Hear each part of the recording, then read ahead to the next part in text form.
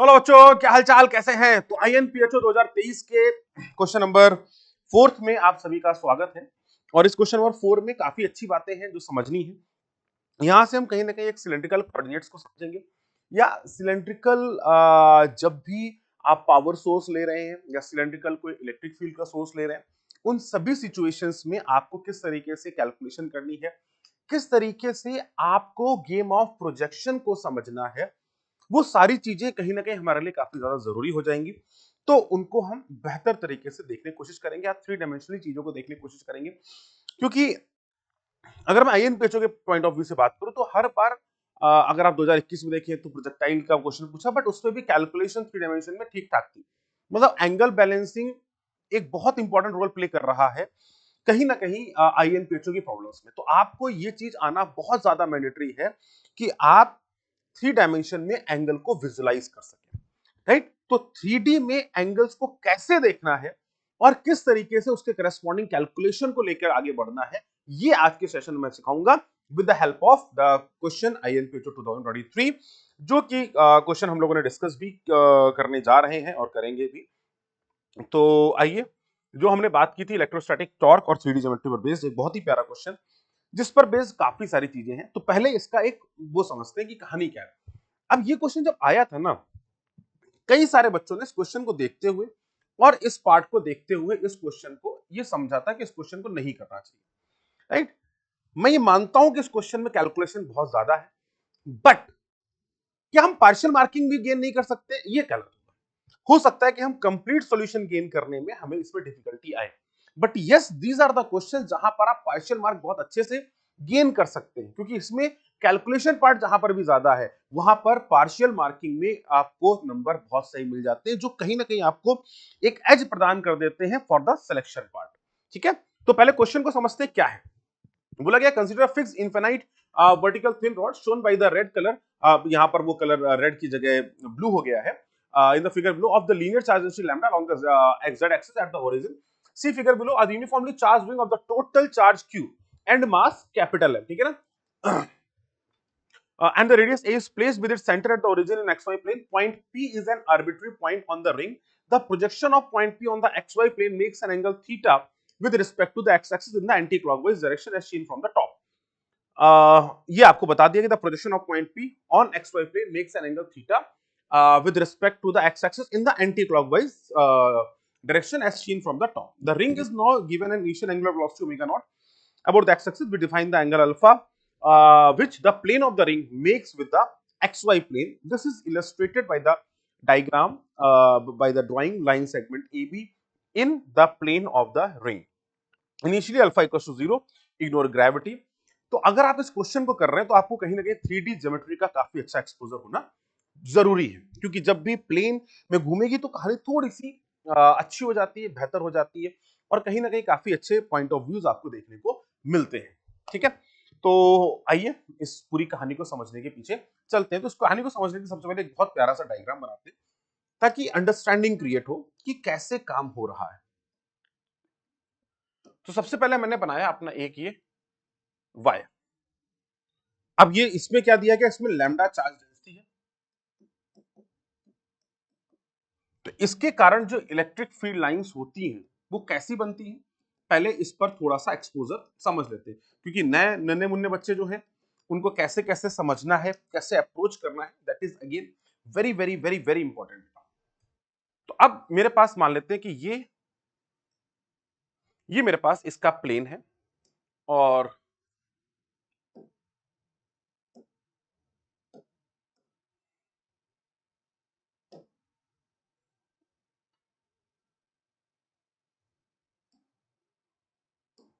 Colour थोड़ा सा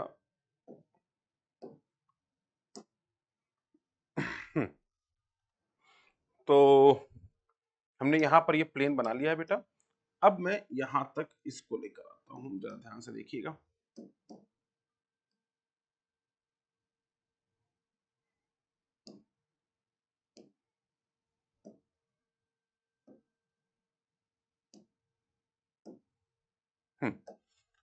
तो अब ये मेरी एक प्लेन शीट हो गई, प्लेन लाइन चार्ज है जहां पर है। अब इसके बाद फील्ड लाइंस कैसी होती है बेटा, जरा ध्यान से समझना इसको।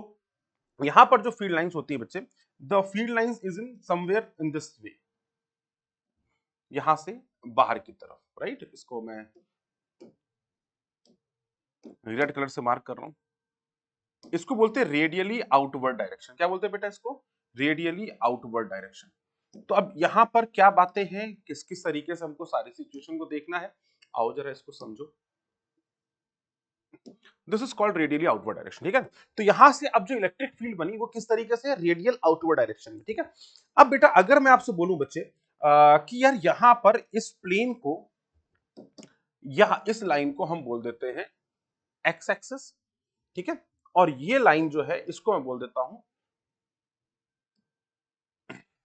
जैसा कि हमको डायग्राम में बताया गया है कि इधर वाली y एक्सिस है, इधर वाली x एक्सिस, ऊपर वाली z axis. In the same scenario मैं यहां पर भी डिफाइन कर दे रहा हूं ताकि हमारा कहानी जो है वो क्लियरली आपको दिखाई पड़ती है। ये y एक्सिस मान ली, ये वाली हमारी x एक्सिस हो गई और ये वाली मेरी z एक्सिस हो गई। तो सबसे पहला पॉइंट, अगर मैं किसी y एक्सिस के पॉइंट पर आपसे पूछता इलेक्ट्रिक फील्ड कितनी है, तो आप क्या बोलते हैं? आप बोलते सर ये तो इलेक्ट्रिक फील्ड बाहर की तरफ होगी और जो भी दूरी है वहां पर होगी। आपने कहा सर ठीक है। मैं आपसे पूछता बेटा एक पॉइंट बताओ 3, अगर मैं यहां पर इस प्लेन पर एक पॉइंट लेता, मान लेते हैं कि वो पॉइंट होता एक्स एक्सिस में 3 और इधर की तरफ 2, ठीक है, मतलब ऐसे बना दिया पॉइंट। तो ये दूरी यहां से 3 ले ली और वाई एक्सिस में कितना चल गए, मान लेते हैं 5 चल गए। तो ये वाला पॉइंट क्या हो गया 3,5 और जेड एक्सिस में 0 है तो 3,5,0। तो यहां पर जो इलेक्ट्रिक फील्ड होगी वो कैसी होगी, या 3,4 कर देते तो थोड़ा ज्यादा आसान लगेगा आपको। तो 3,4,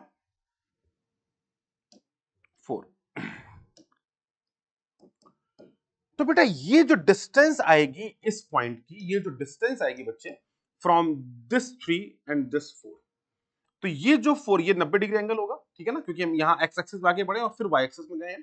तो ये जो एंगल बनेगा इसको बोलते हैं 3 और ये हो गया 4। तो ये जो होगा बेटा ये हो जाएगा इसका हाइपोटेन्यूज। इसको क्या बोलेंगे, under root of 3 square plus 4 square, जो कि इस लाइन से इसकी परपेंडिकुलर दूरी को दर्शा रहा हो। क्या मैं इस बात पे क्लियर है आपको, राइट। तो ये दूरी कितनी होगी, आपने कहा सर ये वाली दूरी जो हो जाएगी, जिसको मैं बोल सकता हूं पॉइंट ओ, और इस वाले पॉइंट को अगर मैंने ए नाम दे दिया, तो ओ से ए की जो दूरी होगी बेटा, ओ से ए की जो दूरी होगी वो मैं बोल सकता हूं that O A is simply equal to under root of 3 square plus 4 square, that is 5। और यहां पर अगर मैं आपसे इलेक्ट्रिक फील्ड पूछता तो आप बोलते क्या, आप बोलते सर यहां तो सिंपल इलेक्ट्रिक फील्ड तो निकालनी है मेरे को, तो मैं यहां से क्या इलेक्ट्रिक फील्ड की बात करते, आप बोलते सर इलेक्ट्रिक फील्ड हो जाएगी 2 के लैम्डा बाई आर। आर कितना हो गया, आपने कहा सर 5, और किस डायरेक्शन में होगी, आपने कहा इसके यूनिट वेक्टर की डायरेक्शन में होगी, मतलब 3 आई कैप प्लस 4 जे कैप अपॉन का 5, जो इसका मैग्नीट्यूड हो गया, राइट। तो इसको बोल सकता हूं 2 के lambda by r in i cap plus j cap format, right. अगर मैं यहीं पर एक और क्वेश्चन आपसे पूछता कि बेटा एक मैं इस सी एक पॉइंट को ऊपर लेके चल रहा हूं, ठीक है ना, अब ध्यान से देखना बेटा, यहीं से गेम को थोड़ा सा पलटेंगे। यहां से ये पॉइंट ऊपर चला गया और इस पॉइंट को मैंने बोला 3,4,5, और मैंने बोला अब यहां पर बताओ इलेक्ट्रिक फील्ड कितनी होगी, तो आप क्या बोलने वाले हो, क्या वही रहेगी या कुछ बदल जाएगा? आप बोलेंगे सर कोई चेंज नहीं आएगा, आप यहां से रेडियल डिस्टेंस जो है, the radial distance of this point is again same. तो जो ये वाले डिस्टेंस है बच्चा, जो ये है और वही ये है, तो क्या बोलेंगे, रेडियल डिस्टेंस इज सेम। तो पहली चीज क्या होगी, रेडियल डिस्टेंस की calculation, radial distance is same. तो ये क्या हो गई, आपने कहा सर ये हो गई रेडियल डिस्टेंस की कैलकुलेशन, मतलब यहां से आपका ये 5 ऊपर जाना इसकी रेडियल दूरी को नहीं डिफाइन करेगा, it remains same as under root of 3 square plus 4 square, right. मतलब आप इस वायर की दिशा में, मतलब वायर की जो एक्सिस है उसके अलोंग अगर आप मूव करते हैं तो रेडियल डिस्टेंस पर कोई प्रभाव नहीं पड़ता है। तो radial distance of any point from a wire is simple describe as under root of x square and y square, मतलब जो एक्स की और वाई की दूरी होगी वही डिस्क्राइब की जाएगी, जेड की दूरी का कोई लेना देना नहीं रहेगा। तो पहली चीज क्या हो गई कि अगर मैं जेड एक्सिस पे वायर है और मुझे रेडियल डिस्टेंस को डिफाइन करना है, तो I can very simply say that it is equals to under root of x square plus y square at a general point that is defined as 3,4,5 in this situation. तो अगर मैं यहां पर आपको बोलूं तो radial distance is same for the point A और for the point B. तो अगर मैं इलेक्ट्रिक फील्ड आपसे ए पर मैंने बोली और मैं बोलता इलेक्ट्रिक फील्ड एट बी, तो आप बोलते सेम एज ए, क्योंकि यही तो कहानी ऊपर जा रही है। तो फील्ड तो रेडियल डायरेक्शन में ही है, तो जो फील्ड यहां होगी वही फील्ड यहां होगी, क्योंकि अगर एक वायर बहुत लॉन्ग है तो इलेक्ट्रिक फील्ड कैसी होती है, रेडियली आउटवर्ड होती है।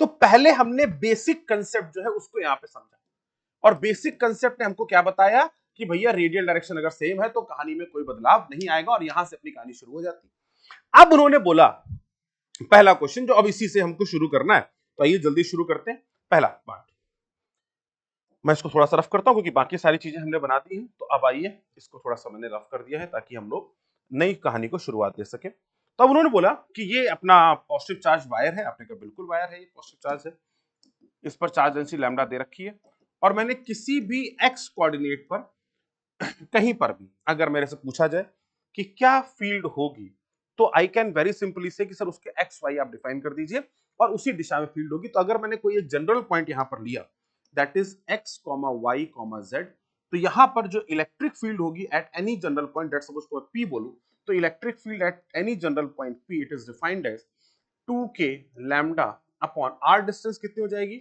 Under root of x square plus y square, और मल्टीप्लीकेशन में आ जाएगा x i cap plus y j cap, क्योंकि डायरेक्शन रेडियली आउटवर्ड होगी, और इसके नीचे इसका तो स्क्वायर कर देंगे क्योंकि अंडर रूट चाहिए, और यहां पर आ जाएगा, सॉरी मैं एक जगह लिख ही दिया है ऐसे अंडर रूट के अंदर ये, इसी अंडर रूट के अंदर ये, तो दो दो जगह या एक साथ करके आप x square plus y square लिख सकते हैं, कोई खास बड़ा गेम नहीं।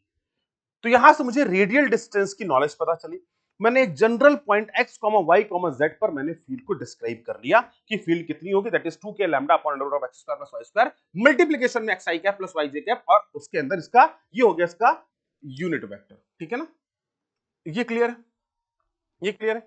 तो कोई भी एक जनरल पॉइंट जिसके डायमेंशन हमको बता दिए गए, उसके हिसाब से मैंने इसको डिफाइन कर दिया। क्लियर है पॉइंट बच्चों, यहां पे कोई दिक्कत तो नहीं, कोई परेशानी की बात तो नहीं? ओहो सॉरी,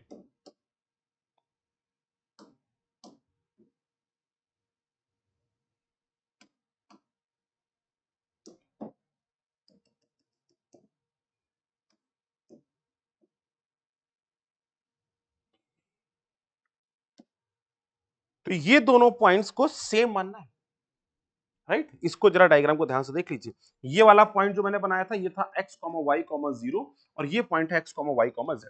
आपने कहा सर किसी भी पॉइंट पर फील्ड आपको देखनी है, आप आसानी से देख सकते हैं। मैंने कहा बहुत बढ़िया। अब मैं इसी डायग्राम को और बेहतर करने की कोशिश कर रहा हूं। अब सबसे पहले इस सिनेरियो पे जाने वाला हूं। अब यहां पर बोला क्या गया, आपने कहा सर मैंने इलेक्ट्रिक फील्ड को लिख लिया, मैंने सब कुछ लिखा, मैंने कहा बहुत अच्छा। अब ये इसका प्रोजेक्शन वेक्टर है, अगर मैं इस वेक्टर को डिफाइन करूं तो वेक्टर कैसे डिफाइन करूंगा, तो आपने कहा सर वेक्टर को डिफाइन करने का तरीका यहां से, क्योंकि ये ओरिजिन है, तो this will be the vector.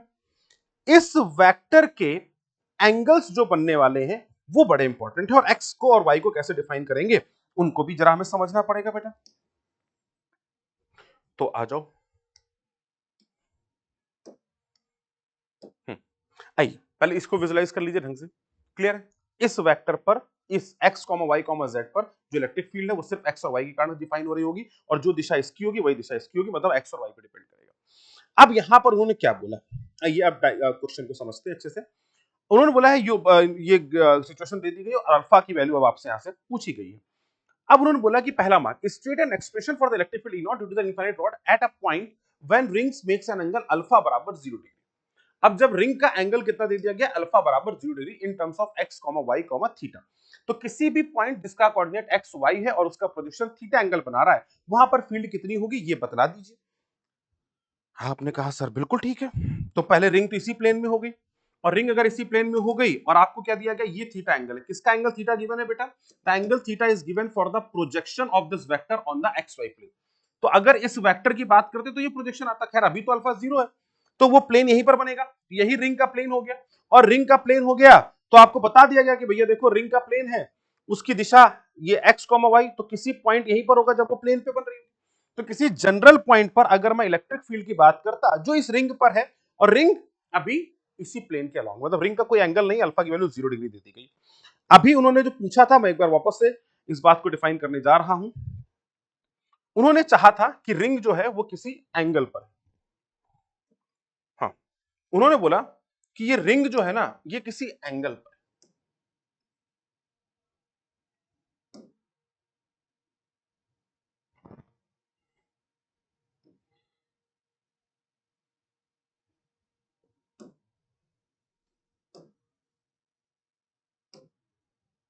अब ये किसी एंगल पर रिंग आ गई।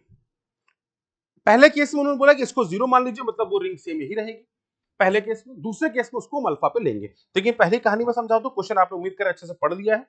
तो अब यहां पर आपने बोला, तो आपने कहा सर ठीक है ये x, y, 0 है, ये एंगल अगर हमको थीटा दिया गया है तो I can very simply define कि इसका कोऑर्डिनेट सिस्टम क्या होगा। आपने कहा सर अगर मैं यहां से बात करूं तो किसी भी r दूरी पे बात करें तो मुझे आंसर किसके टर्म्स में देना है उसको भी समझ लीजिए। आंसर देना है एक्स वाई और theta with the related quantity. X y और थीटा क्या है, यहां पर मैं मेन इससे आपको एक बार दिखा देता हूं, समझ में से आ चुका होगा लेकिन फिर भी। तो बोला गया है point P, a projection of point P on xy plane makes an angle theta with respect to the x axis in the anti-clockwise direction as seen from the top, right? तो अगर हम यहां पर बात करें तो आपने कहा सर ठीक है इन xy प्लेन के नाम से बात कर लेते हैं। तो मान लेते हैं कि इसकी दूरी कितनी हो गई है, let us suppose this is r, मतलब ये डिस्टेंस जो है, तो ये r कितना हो गया, आपने कहा अंडर रूट ऑफ x। और अगर मैं x को लिखूं तो मैं लिख सकता हूं कि ये एंगल का प्रोजेक्शन थीटा दिया गया है, तो x दिशा का जो होगा वो r sin थीटा हो जाएगा, और जो y दिशा का है उसको मैं बोल दूंगा r cos थीटा। क्योंकि देखिए angle of projection y axis से दिया गया, याद रखिएगा एंगल ऑफ प्रोजेक्शन कहां दिया गया, आपसे बोला गया है the projection of point P on the xy plane makes an angle theta with respect to the x axis, sorry my mistake, ये x एक्सिस के साथ ये एंगल बना रही है तो हम x एक्सिस से ले लेते हैं एंगल, मैंने थोड़ा सा गलत दिशा में ले लिया। तो let's move to the x axis part.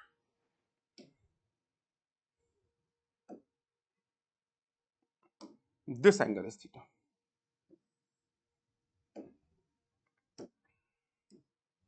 तो यहां पर x कोऑर्डिनेट हो जाएगा r cos theta and y coordinate हो जाएगा r sin theta in terms of r, where r can be defined as simply under root of x square plus y square.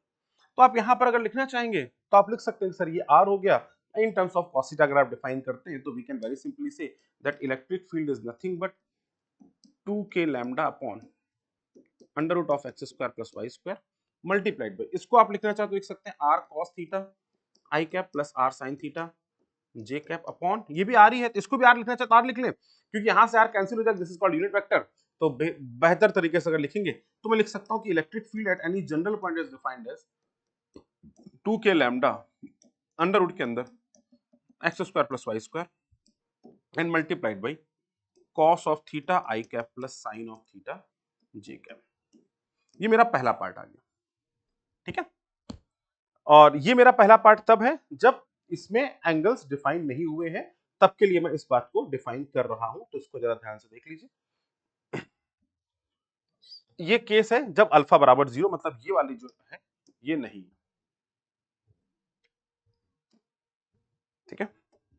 ये मैंने पहले बनाया था, इसको मिटा देता हूं ताकि कंफ्यूजन ना रहे। अब मैं वापस यहां पे आ गया, आपने कहा सर बिल्कुल ठीक है, मैं नेक्स्ट क्वेश्चन पे आते हैं। अब बोला गया at some instant the rings makes an angle alpha. अब रिंग का अल्फा मतलब रिंग के प्लेन का एंगल है। Derive an expression for the electric field E due to the infinite rod at a point on the ring in terms of theta and alpha.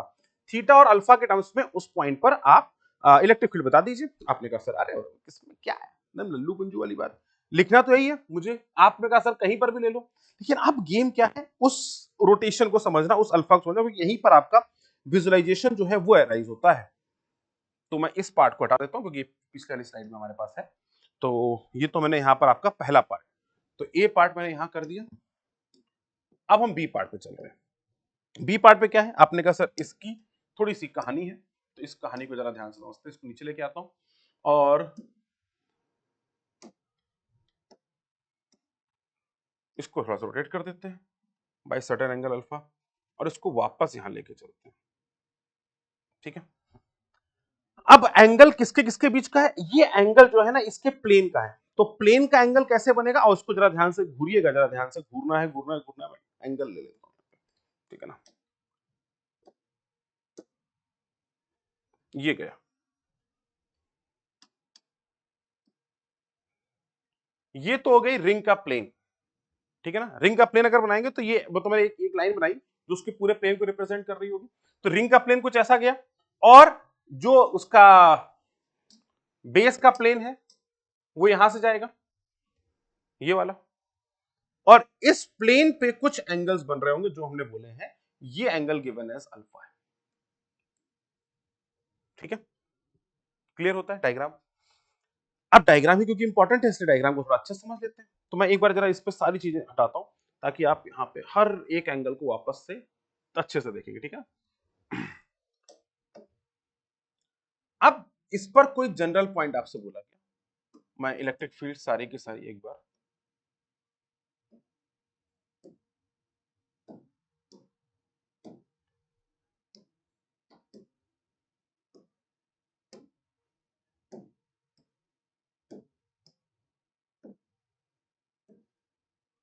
चलिए थोड़ा सा समझने की कोशिश करते हैं।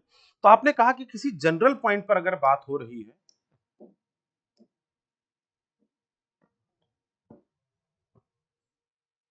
तो मैं इस वाले लाइन को हटाने की कोशिश कर रहा हूं पहले।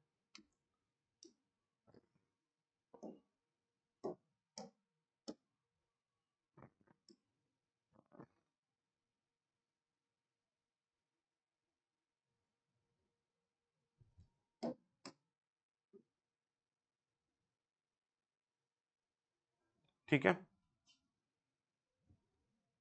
आई थिंक ये हमारा डायग्राम प्रॉपर्ली बन चुका है। अब मैंने कोई जनरल पॉइंट लिया यहाँ पर पी, तो बेटा डायग्राम को अच्छे से देखना, क्योंकि देखो डायग्राम मैं चाहता तो मैं बहुत वैसे डायग्राम बनाता, मैंने चाहा कि मैं एक डायग्राम प्रॉपर्ली यहाँ बनाए ताकि आपके सामने हर एक चीज होगी ना, तो जब नजरों के सामने सारी चीजें होती है तो बहुत बेहतर तरीके से उसका कंटेंट जो है वो समझ में आना शुरू होता है। तो ये वेक्टर बना पी वेक्टर, ठीक है ना, ये वेक्टर बना बेटा पी वेक्टर। तो अगर मैं इससे इस लाइन से इसको मिलाऊं, इसको थोड़ा सा पतला कर देते हैं, ये वाला वेक्टर P बना, और इस P वेक्टर का प्रोजेक्शन जो होगा वो कुछ यहां बनने वाला है।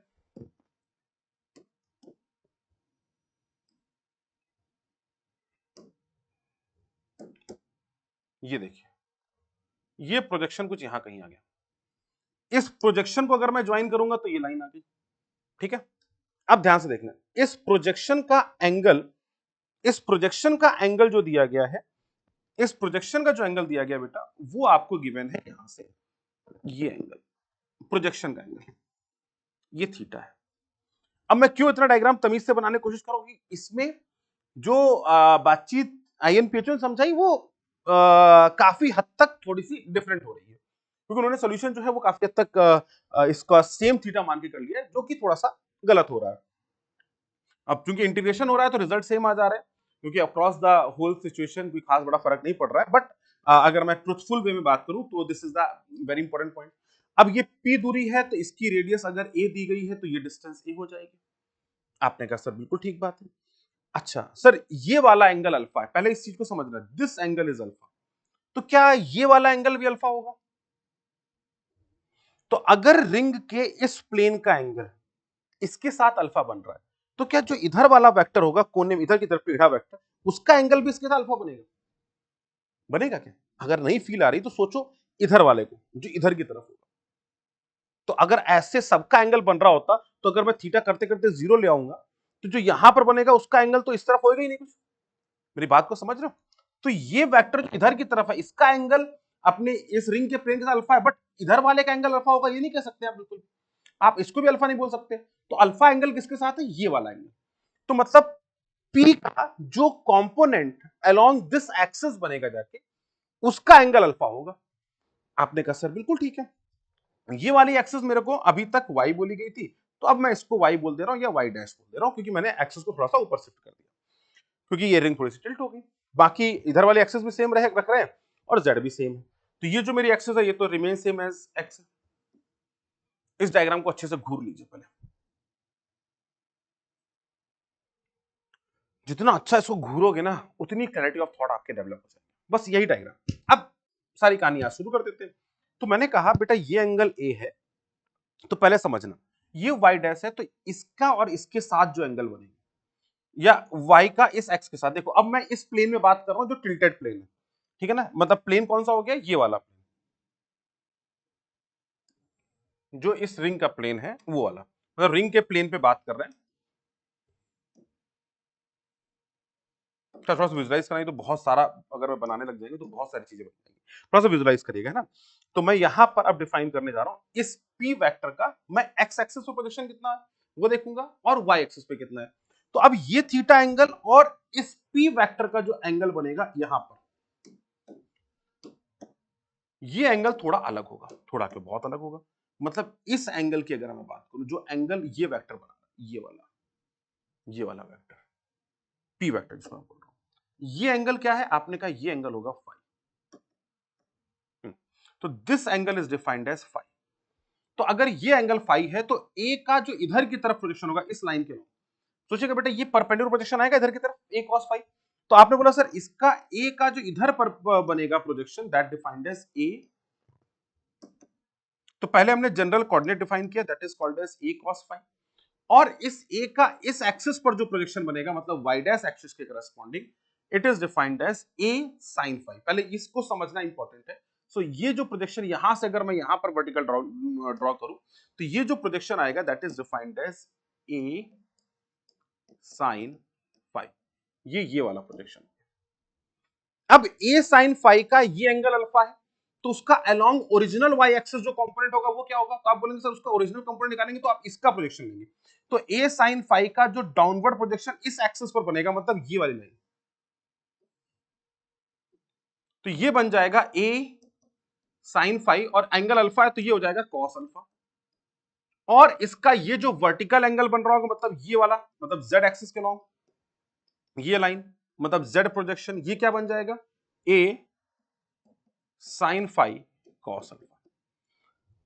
तो हमने अब एक जनरल कोऑर्डिनेट डिफाइन किए of general coordinate of P, P के जनरल कोऑर्डिनेट डिफाइन किए। चूंकि मुझे फाई नहीं गिवन है तो मैंने मान के किया है उसको, फाई बीटा अल्फा जो मन करे आप वो मान सकते हैं। जनरली हम लोग क्योंकि अल्फा भी दे रखा है, थीटा भी दे रखा है, तो हमने फाई मान लिया, ठीक है ना।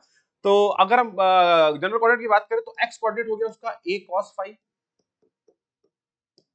वाई कोऑर्डिनेट हो गया अपने पास a sin phi into cos theta, cos alpha, sorry my mistake. और z कोऑर्डिनेट हो गया अपने पास a sin phi into sine alpha. अब आपने कहा सर यहां अल्फा तो गिवन है लेकिन आपने फाई नया माना है। अगर आपने फाई नया माना है तो फाई को रिप्लेस करो क्योंकि फाई की वैल्यू चाहिए। मैंने कहा अब अगर मैं देखूं तो मैंने कहा देखो इसके प्रोजेक्शन का एंगल थीटा बनेगा, मतलब इसका एक्स, इसका जो प्रोजेक्शन एक्स में आ रहा है, बेटा ध्यान से समझना, ये एंगल थीटा बना रहा है, मतलब एक्स और वाई का जो रेशियो होना चाहिए, मतलब इनका प्रोजेक्शन कौन सा होगा, उसमें जेड का तो कोई लेना देना नहीं है। तो इनका प्रोजेक्शन अगर थीटा एंगल पर निकल रहा है, इसका मतलब tan थीटा की अगर मैं बात करूं तो वो क्या होगा, आपने बोला कंपोनेंट अपॉन एक्स कंपोनेंट। तो अगर मैं tan थीटा को समझूं, tan थीटा को समझूं तो मैं क्या लिखूंगा, क्या मैं बोल सकता हूं that is y component upon x component, that is y component upon x component. तो आपने कहा y कंपोनेंट कितना हो गया, आपने कहा y हो गया a sin phi cos alpha divided by अपने पास x कंपोनेंट हो गया a cos फाई। और अगर मैं यहां से देखूं तो ये से ये cancel, that is defined as tan phi cos alpha. तो tan थीटा यहां से निकल गया, क्या आपने कहा सर बिल्कुल सही बात, that is a very important relation that we got from here, that tan theta is equals to y component, tan theta अपने को x से दिया गया, तो y component upon x component, तो हो जाएगा tan फाई cos अल्फा। ये मेरे पास बहुत इंपॉर्टेंट रिजल्ट निकल के आ गया। इस रिजल्ट को यूज करते हुए मैं यहां से डिफाइन कर रहा हूं tan फाई की वैल्यू को, and tan phi defined as tan theta, क्योंकि हमारे पास नोन वैल्यूज में आना चाहिए ताकि मैं सारी वैल्यूज रिप्लेस कर दूं cos अल्फा, या इसको लिख सकता हूं tan थीटा sec अल्फा। तो अगर मैं यहां से बात करूं तो मैं लिख सकता हूं sin फाई कितना हो गया, आपने कहा सर परपेंडिकुलर, मतलब परपेंडिकुलर हो गया tan theta into sec alpha upon base, तो सॉरी अपॉन हाइपोटेनस, तो यहां पर स्क्वायर करेंगे हाइपोटेनस निकालने के लिए, 1 प्लस इसका स्क्वायर हो जाएगा, that is tan square theta into sec square alpha. ठीक है, ये टर्म मैं बहुत बार यूज करने वाला हूं, तो अभी इसको मैं कुछ इसका नामकरण संस्कार कर देंगे ताकि बार बार इतना बड़ा बड़ा ना लिखें। सिमिलरली कॉस अल्फा की बात करेंगे तो नीचे आ जाएगा 1 अपॉन अंडर रूट के अंदर 1 plus tan square theta into sec square alpha. थोड़ा इजी सिचुएशन को रखने के लिए, ये थोड़े अंडरस्टैंडेबल, क्योंकि एक्सप्रेशन बड़े ना हो ज्यादा, तो मैं इस टर्म को मैं लिख देता हूं t, तो t upon under root of 1 plus t square, ये बन गया, और ये बन गया 1 upon under root of 1 plus t square.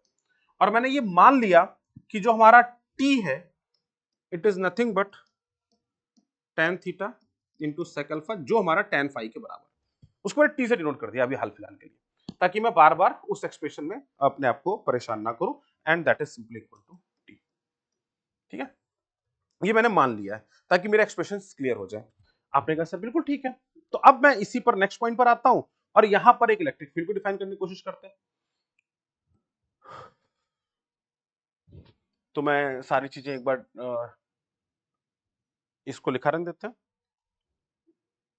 और इलेक्ट्रिक फील्ड को लेकर आते हैं। ठीक है ना,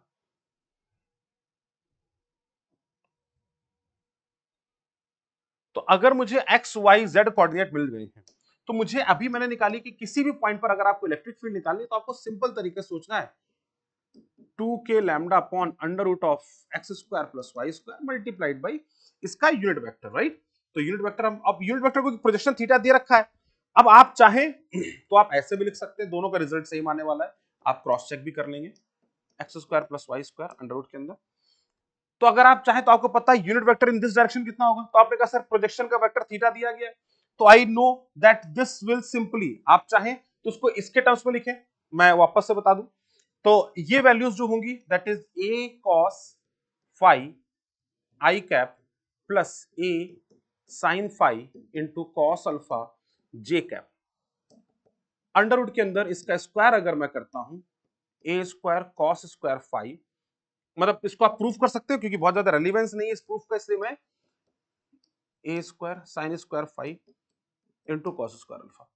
अगर आप चाहें तो ये यूनिट वेक्टर होगा आर कैप, जिसको आप डायरेक्टली चाहे तो लिख सकते हो कि इसके प्रोजेक्शन एंगल थीटा दिया गया है, तो इसका थीटा एंगल पर है, तो थीटा एंगल पर जो यूनिट कोऑर्डिनेट बनेगा that is defined as cos theta i cap plus sine theta j cap. ठीक है ना, it can also be proved by simple putting up the values जो हमने भी फाई के लिए निकाली, आप डायरेक्टली पुट करेंगे, आप यहां से निकाल भी सकते हैं, तो that is not a big deal. और वो हमको दिखाई पड़ रहा है इसलिए मैं उसके अंदर घुस भी नहीं रहा हूं। तो आपने कहा सर ये डायरेक्शन आप चाहे यहां से ले ले, आप ये लिखेंगे, बट उसका शॉर्ट एक्सप्रेशन जब आप वैल्यूज को पुट करेंगे तो अपने आप ये आ जाएगा, क्योंकि अल्टीमेटली निकाला तो वही है ना यार, इसका प्रोजेक्ट करके tan थीटा, ये तो बताया कि ये और ये tan थीटा है, तो जब इसी इन दोनों का रेशियो tan थीटा है तो कोऑर्डिनेट तो वही निकल के आएंगे भैया, उसमें कौन सी बड़ी बात है। तो अब नेक्स्ट आपने कहा सर अब यहां पर एक्स और वाई डिफाइन करना, मैंने कहा यस बिल्कुल सही बात है। तो electric field eight point P कैसे डिफाइन होगी, आपने कहा 2k लैम्डा अपॉन, यहां पर क्या हो जाएगा x square plus y square, तो अंडर रूट के अंदर ए स्क्वायर कॉमन आ गया, क्या हो गया कॉस स्क्वायर फाइव प्लस ये क्या बन गया बेटा sine square five into cos alpha, multiply by r cap, जो आर कैप कितना हो गया cos theta i cap plus sine theta j cap. ये आपकी इलेक्ट्रिक फील्ड आ गई किसी जनरल पॉइंट पर। अच्छा, इसी जगह पर हमारा आईएनपीएचओ के साथ थोड़ा सा द्वंद है, क्योंकि यहां पर उन्होंने इसको simple in terms of theta लिख दिया है, जो कि मुझे लगता है कि गलत है, ऐसा नहीं होना चाहिए, मतलब that is wrong from my and, जो मुझे गलत लगता है। तो इलेक्ट्रिक फील्ड डिस्क्राइब हो चुकी है, आपने कहा सर बहुत अच्छी बात है। अब next point, find the force acting on the ring. अच्छा, इन्होंने मार्क्स भी इसके वन दिए, मतलब हमको बहुत बड़े डेरिवेशन की आवश्यकता नहीं है क्योंकि एक ही मार्क्स का है। इलेक्ट्रिक फील्ड आ गई है, किसी भी पॉइंट पर हम फोर्स निकाल सकते हैं, लेकिन अब यहां से गेम ऑफ विजुअलाइजेशन शुरू होता है। क्या शुरू होता है, गेम ऑफ विजुअलाइजेशन। यहां इलेक्ट्रिक फील्ड निकाल दी, लेकिन अब हम एंट्री करने जा रहे हैं एक बहुत ही इंपॉर्टेंट पॉइंट्स के अंदर, जिसको मैं बोलूंगा गेम ऑफ विजुअलाइजेशन। तो आइए जल्दी से हम लोग अब एंट्री करते हैं और समझते हैं गेम ऑफ विजुअलाइजेशन। एक सेकंड रुकना, इस पे नहीं बनाऊंगा, खाली वाला कौन सा है, ये वाला।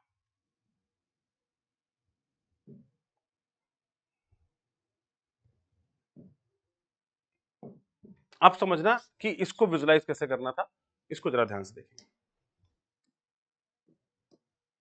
गेम ऑफ, क्योंकि अब यहीं से आपके सारे आंसर्स जो है वो निकल के आ जाएंगे गेम ऑफ विजुअलाइजेशन से। सिर्फ अब वैल्यूज को, आपने कहा कि सर अगर मैं यहां पर देखूं तो फील्ड तो रेडियल डायरेक्शन में, आपने कहा यस सर बिल्कुल फील्ड रेडियल डायरेक्शन में है, इसमें मुझे कोई डाउट नहीं है, कोई परेशानी नहीं है, और मैं इस चीज को बेहतर तरीके से समझ भी चुका हूं, तो मैं इस एक्सप्रेशन को हटा देता हूं। अब मैं आपसे अगर पूछता, बेटा मेरे जरा ध्यान से समझ, कि अगर मैं एक चार्ज यहां रखूं प्लस क्यू, पहले यहां विजुलाइज करते देखना, और यहां रखूं minus Q, sorry plus Q, कितना फोर्स लगेगा, आप क्या बोलेंगे सर इस वाले पर फोर्स आगे F बराबर क्यू, और इस वाले पर फोर्स पीछे F बराबर क्यू और दोनों मिला के 0 हो जाएंगे बाय सिमेट्री। अगर यही चार्ज मैं यहां रख देता और यही सेम चार्ज इसके एग्जैक्टली डायमेट्रिकल अपोजिट पॉइंट पे रखता, क्या वो दोनों भी आपस में एक दूसरे को कैंसिल कर देते? अगर ये दोनों डायमेट्रिकल अपोजिट होते तो आप बोलते यस सर बिल्कुल ये भी कैंसिल करते, इधर की तरफ भी जो फोर्स आता वो इधर की तरफ आ जाता F बराबर क्यू इंटू ई, और इधर की तरफ भी आता F बराबर क्यू इंटू ई, तो ये आपस में एक दूसरे को कैंसिल कर देते। तो अगर अल्फा बराबर 0 होता तो मैं ये तो बात क्लियरली दिखाई पड़ रही है कि नेट फोर्स होगा वो आपस में कैंसिल करेगा, क्योंकि भैया इसके आप सरफेस पर कितना भी पॉजिटिव चार्ज रख दें, अगर जितना पॉजिटिव चार्ज डायमेट्रिकल अपोजिट पे होंगे वो आपस में एक दूसरे को कैंसिल आउट कर सकते हैं। तो आपने कहा सर वो तो बात बिल्कुल सही है, और इसमें मुझे कहीं से कहीं तक कोई सिमेट्रिकल इशू दिखाई नहीं पड़ते, तो आपने पहला डायग्राम ये बना दिया वहां पे कि भैया देखो सर यहां पर 0 है, अगर मैं इसी को थोड़ा सा घुमा भी दूं तो क्या कहानी हो जाएगी? आपने कहा सर घुमा दोगे तो मुझे ऐसा दिखाई पड़ता है कि कोई बहुत बड़ा चेंज नहीं आएगा, थोड़ा सा चेंज आएगा। तो आपने कहा चलो भाई देख लेते हैं, और फिर क्योंकि टॉर्क निकालना ही है तो उसको समझना ही पड़ेगा, तो उसको पहले एक बार देख लेते हैं अच्छे से।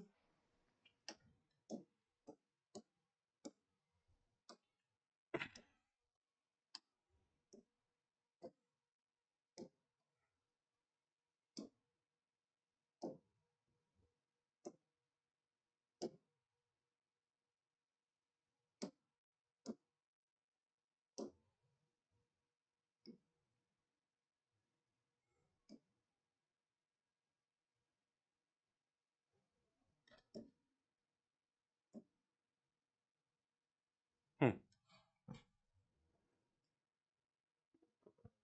थोड़ा सा समझने की कोशिश करते हैं। अब ये रिंग का प्लेन हो गया, आपने कहा सर बिल्कुल ठीक बात है, ये हो गया रिंग का प्लेन, ये बना दिया रिंग का प्लेन, जैसा कि अभी हमने पहले भी देखा है एक बार, क्योंकि मैं लगातार मेरा इंपॉर्टेंस इस बात को लेके बहुत ज्यादा है कि मैं आपको विजुअलाइजेशन इंपॉर्टेंटली कराऊं, क्योंकि विजुअलाइज एक बार आपने कर लिया तो आपको दिक्कत नहीं आएगी, ठीक है ना। तो ये वाला एंगल आपका अल्फा जो है वो गिवन है। मैं किसी जनरल पॉइंट पे बात करूं, तो अगर जनरल पॉइंट की बात करें और मैं यहां पर दो पॉइंट पकड़ लूं इन जनरल सिनेरियो में, एक ये वाला पॉइंट P और एक इसका एग्जैक्ट डायमेट्रिकल अपोजिट पॉइंट, एक exact diametrical opposite point P dash, तो सोचो इस पर जो फोर्स लगेगा वो फील्ड इधर की तरफ आ रही होगी, तो इसका जो फोर्स होगा वो फील्ड पीछे जा रही होगी। क्या एग्जैक्टली अपोजिट फोर्सेस लगने वाले हैं कि नहीं लगने वाले? क्योंकि इसके about position of P and P dash is symmetrical, तो पोजीशन ऑफ P और P डैश, तो जितना फोर्स इस पर इधर रेडियल डायरेक्शन में लगेगा उतना फोर्स इस पर पीछे की तरफ रेडियल डायरेक्शन में लग जाएगा। और इसको विजुलाइज करने का बहुत सिंपल सा तरीका कि सर अगर मैं इस एक्सिस के अबाउट देखूं तो मेरे लिए क्या फर्क पड़ता है कि आपने क्या घुमा दिया, आप मेरे को तो दिखाई पड़ रहा है कि एक इधर होगा तो एक पीछे होगा। तो इसके अबाउट ये दोनों point P and P dash are symmetrical but force is in the opposite direction. P and P dash are symmetrically opposite, thus F net will be 0। तो नेट फोर्स जो होगा वो 0 हो जाएगा। आपने कहा सर बात समझ में भी आती है कि जितना इस पर इधर लगेगा उतना पीछे लग जाएगा, तो हर एक जितना इस वाले पॉइंट को सोचोगे तो जितना इस पर आगे लगेगा उतना इसके जस्ट पीछे वाले पीछे लग जाएगा, जितना इस वाले पर इधर लगेगा उतना इस वाले पे नीचे लगेगा। तो ये दोनों फोर्स ऐसे कैंसिल करेंगे, ये दोनों फोर्स ऐसे कैंसिल करेंगे, तो हर एक डायमेट्रिकल अपोजिट का फोर्स जो है वो एक दूसरे को कैंसिल आउट कर रहा होगा। ये मुझे दिखाई पड़ा तो मैंने इसको बोला कि नेट फोर्स कितना हो जाएगा, 0 के बराबर हो जाएगा। और आपको ये बात आपने सिमेट्री से डिफाइन भी कर दी। अब 5 नंबर का एक और क्वेश्चन आता है, इसको बोला गया find the net torque in terms of the alpha beta, in terms of alpha and the constants only. Qualitative plot torque as a function of alpha, alpha के साथ टॉर्क का फंक्शन भी आपको डिफाइन जो है वो करना है। तो इस पर आइए जरा थोड़ा सा, अब यहां से थोड़ा सा गेम को समझते हैं। तो मैंने एक जनरल पॉइंट जो यहां पर P लिया है, इस पॉइंट P को आप थोड़ा सा समझिए। इस P पॉइंट पर जो इलेक्ट्रिक फील्ड की दिशा है वो किधर की तरफ है? तो आपने कहा सर वो कुछ इधर की तरफ।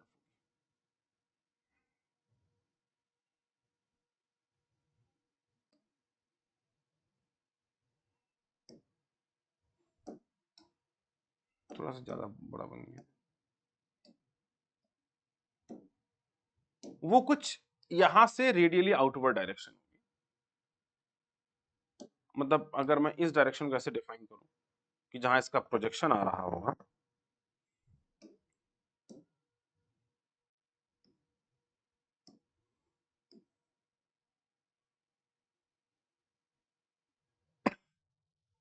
इसको मैंने हटा दिया।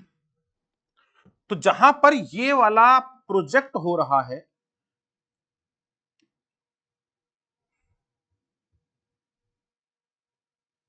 एक सेकंड बेटा,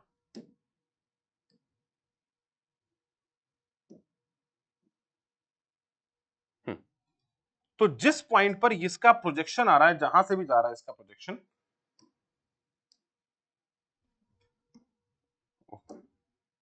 ठीक है, तो अब ये वाला पॉइंट और ये वाला पॉइंट, तो अगर P पॉइंट का प्रोजेक्टेड पॉइंट को मैं A बोलूं, जिसका एंगल यहां से थीटा बन रहा है, ठीक है ना, तो इलेक्ट्रिक फील्ड कुछ इस दिशा में होगी। आपने कहा सर बिल्कुल होगी। तो ये इलेक्ट्रिक फील्ड क्या धक्का दे रही होगी? अगर मैं इसके अबाउट बात करूं, तो आपने कहा टॉर्क और इसका रोटेशन किसके अबाउट पॉसिबल है, ये यहां पर इन्होंने ओमेगा से बताया। तो क्या बताया इन्होंने ओमेगा से, आप देखिए जरा।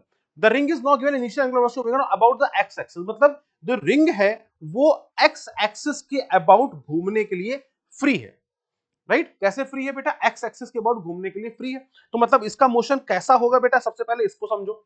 एक्स एक्सिस के अबाउट अगर फ्री है, तो मोशन इसके अबाउट घूमेगी, रिंग ऐसे की तो ऐसे से घूमेगी, देखो X will be the X rotation, तो it will move about this point, कुछ ऐसे ऐसे। तो अगर हम यहां पर समझने की कोशिश करें, तो हम बोल सकते हैं कि सर देखो, अगर मैं इसके रोटेशन की बात करूं, अगर मैं इसके रोटेशन की बात करूं, तो इसका रोटेशन कैसे जाएगा? तो आपने कहा सर देखो, ये एक्स एक्सिस को इसको ओमेगा दिया गया, मतलब इसको थोड़ा ऐसे घुमाया गया, तो ये कुछ इस तरीके से रोटेट करेगी, कुछ इस तरीके से घूमने की कोशिश करेगी। इलेक्ट्रिक फील्ड अगर मैं यहां पर देखूं, तो थोड़ा सा ज्यादा विजुअलाइजेशन होगा, इसको इधर धक्का देगी इलेक्ट्रिक फील्ड, इस वाले को इधर धक्का। देखो सोचो, एक डाइपोल टाइप बन रहा है, एक डाइपोल टाइप का बन रहा है, जैसा बनता था, याद है? तो ये वाली फील्ड ऐसे ही फील्ड, तो ये इसको ऐसे घुमाने की कोशिश, मतलब रीस्टोर करने की कोशिश करेगी लगातार। ये पॉइंट समझ में आता है? अगर मैं इस फोर्स वेक्टर की बात करता, जिस पर फोर्स लगेगा, उस फोर्स के दो कंपोनेंट होंगे, एक along the x direction, right? पहले इसको विजुलाइज करके ध्यान से देख लीजिएगा, फिर मैं इसको मैथमेटिकली समझाऊंगा, लेकिन पहले मैं चाहूंगा इसको विजुलाइज करके आप एकदम क्रिस्टल क्लियर हो जाए सारी सिचुएशन। तो यहां पर इसके दो कंपोनेंट आ गए, एक एफ एक्स वाला और एक एफ वाई वाला, जो भी आपका नेट फोर्स है, क्योंकि वो रेडियल डायरेक्शन में लगेगा, तो एक वाई कंपोनेंट बनेगा और एक एक्स बनेगा। मुझे इतना बताओ, ये लंबाई तो मुझे पता ही है, इसका प्रोजेक्शन जो कि मैंने अभी निकाला है, z बराबर a sin phi into cos alpha. आपने कहा यस सर। तो मैं आपसे अगर पूछता कि बेटा यहां टॉर्क किसका आएगा, तो आप डायरेक्टली भी बोल सकते थे कि अगर मैं टॉर्क अबाउट एक्स एक्सिस की बात करूं, तो आई कैन वेरी सिंपली से कि सिर्फ और सिर्फ वाई एक्सिस का या वाई डायरेक्शन के फोर्स का टॉर्क आएगा, क्योंकि एक्स डायरेक्शन के टॉर्क का नेट टॉर्क जीरो होगा। तो we need not to think about the x directional force, we just only think about f y, और उसका जो प्रोजेक्शन बन रहा है उसको ध्यान से देख, मतलब उसका जो लीवर पॉइंट बन रहा है। तो अगर मैं टॉर्क की बात करता, torque about axis of rotation, तो वी कैन वेरी सिंपली से कि torque of F x it will be zero, क्योंकि एक्स का जो भी फोर्स है वो तो इसी से पास होगा, एक्स का सोचो सोचो सोचो, एक्स की दिशा में, तो उसको ऐसे से घुमाने के तो जिम्मेदार नहीं है। तो वो कैसे कैसे घुमाएगा? आपने कहा देखो, अगर एफ एक्स ऐसे आएगा तो एक जस्ट फोर्स अपोजिट आ जाएगा, मतलब जो इसका इधर वाला पॉइंट होगा, ऐसे समझ भी सकते हैं, तो एफ एक्स एक इस पे पीछे भी तो पड़ जाएगा, तो जो फोर्स एफ एक्स इधर आगे बनेगा, वही वाला फोर्स एफ एक्स यहाँ पर पीछे पड़ जाएगा। तो ये दोनों एफ एक्स को कैंसिल कर देंगे, तो इसका नेट टॉर्क इधर आना ही नहीं है।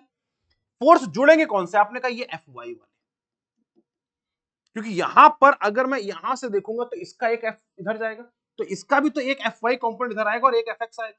तो ये वाला एफ एक्स और ये वाला एफ एक्स, इन दोनों का टॉर्क क्योंकि अपोजिट सेंस में बैठेगा, वो तो खत्म ही हो जाना है। और अगर मैं एक्स एक्सिस के अबाउट देख रहा हूं, तो एफ एक्स के टॉर्क को वैसे भी कोई मतलब नहीं, तो मैं दोनों तरीके से इस बात को विजुलाइज कर सकता हूं कि एफ एक्स के टॉर्क का तो कोई लेना देना ही नहीं।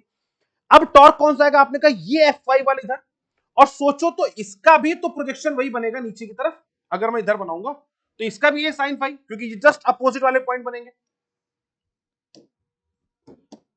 इन दोनों को विजुलाइज कर पा रहे हो? तो आपने कहा सर अगर मैं टॉर्क देखने की कोशिश करूं, तो ये तो जीरो हो गया, अब मैं टॉर्क ऑफ एफ वाई की बात कर लेता हूं। तो एफ वाई का टॉर्क कितना हो गया? आपने कहा सर एफ वाई का अगर मैं सिर्फ एक की बात करता हूं, तो मैं लिख सकता हूं force along y multiplied by a sine phi cos alpha. और ये मैंने आपको पिक्टोरिकली आराम से एक तरीके से विजुलाइज करके दिखा भी दिया। आप चाहे तो क्रॉस प्रोडक्ट के थ्रू भी प्रूफ कर सकते हैं, वो कोई खास बड़ी बात नहीं, इंटीग्रेशन बना के भी प्रूफ कर सकते हैं, बड़ी बात नहीं है। बट चूंकि अननेसेसरी हम उसमें क्यों जाए, अगर हम किसी चीज को विजुलाइजेशन से प्रूफ कर सकते हैं, तो we can prove it but just simply show कि भैया fx का और fx का बैकवर्ड कंपोनेंट आपस में कैंसिल करेंगे, तो we need not to take care of that one, क्योंकि दोनों का टॉर्क अपोजिट सेंस में होगा और वो एक दूसरे को कैंसिल कर देंगे। बट यहाँ के दोनों fy इनका टॉर्क और सेम पॉइंट अगर मैं यहां पर सोचूं तो इसका fy का टॉर्क और इसका fy का टॉर्क, ये सारे टॉर्क आपस में जुड़ेंगे, क्योंकि देखो इनकी भी प्रोजेक्शन यहां से लोगे आप, तो ये भी प्रोजेक्शन z वही आएगी, इसका प्रोजेक्शन लोगे यहां पे तो भी z प्रोजेक्शन वही आएगा। तो ये दोनों fy इधर और ये दोनों fy इधर, ये दोनों मिलकर इसको ऐसे घुमाने की कोशिश करेंगे। बेहतर विजुअलाइजेशन एंड पॉइंट्स पर, नॉर्मल विजुअलाइजेशन यहां पे 4 पॉइंट बन जाएंगे, दिखाई पड़ रहे हैं, फॉर द सेम थीटा। तो अगर मैं बात करूं तो मैं 4 ऐसे पॉइंट डिफाइन करूंगा जिनका प्रोजेक्शन एक्स एक्सिस के साथ थीटा होगा, एक इधर सेंस में, एक पीछे से इधर की सेंस में, एक इधर की तरफ और एक उधर से इधर की तरफ। तो मतलब अगर मैं बात करूं तो मैं ऐसे बोल सकता हूं बेटा, इसी सेम सिचुएशन को देखते हुए,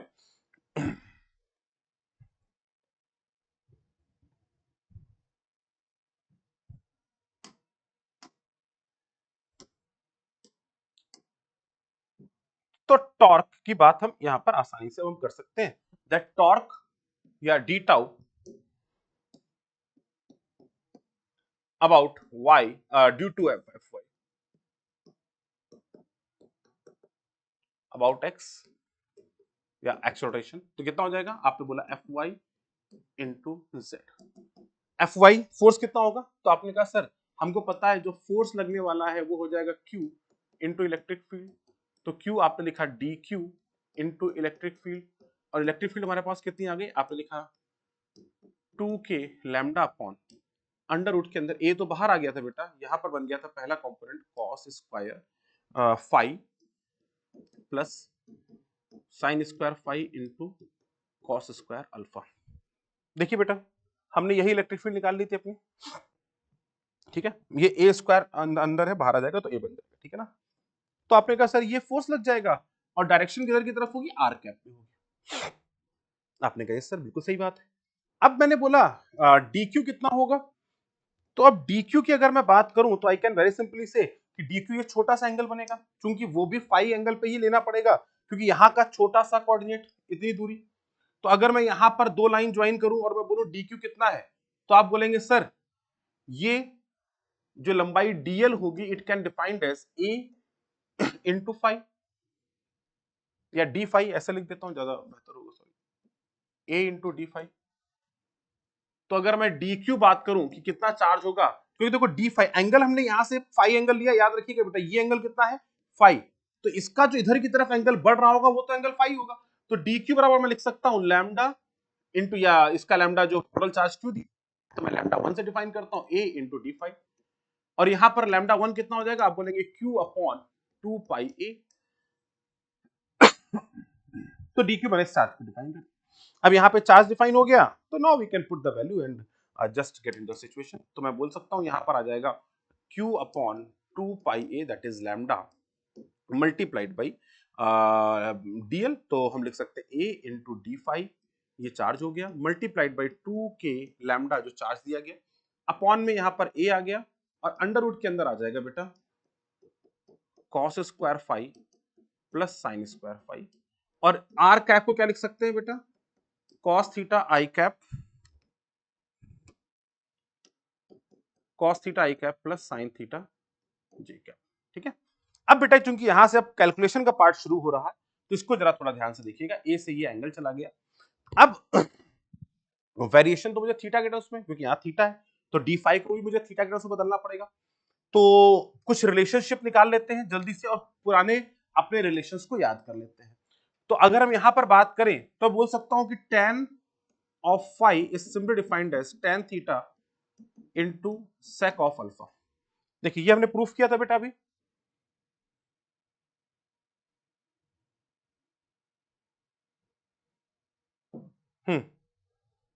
that tan theta is simply equal to tan phi, तो tan फाइव बराबर हो गया tan थीटा, इसको हमने t मान लिया था, ठीक है ना, तो मैं उसी के टर्म्स में यहां पर डिफाइन कर दे रहा हूं। तो वेरिएशन क्या है, आपने कहा अल्फा इज कांस्टेंट, ये तो नहीं बदल रहा, theta will very with element, तो एलिमेंट बदलेगा तो थीटा पूरे में घूमेगा, तो थीटा ही तो बदलना है, और डी फाई भी बदल रहा है, तो आपने कहा सर अगर मैं इसका डी फाई को निकालूं तो उसको डिफरेंशिएट कर देता हूं, तो ये हो जाएगा sec square phi into d phi, it is simply equal to sec square theta into d theta into sec alpha. आपने कहा सर ठीक है, तो मुझे सेक स्क्वायर या डी फाई की वैल्यू मेरे को मिल गई। मैं एक एक करके सारी वैल्यूज को पुट करूंगा ताकि मैं फाइनल इंटीग्रेशन को आसानी से देख सकूं और समझ सकूं। अपॉन में सेक स्क्वायर फाई,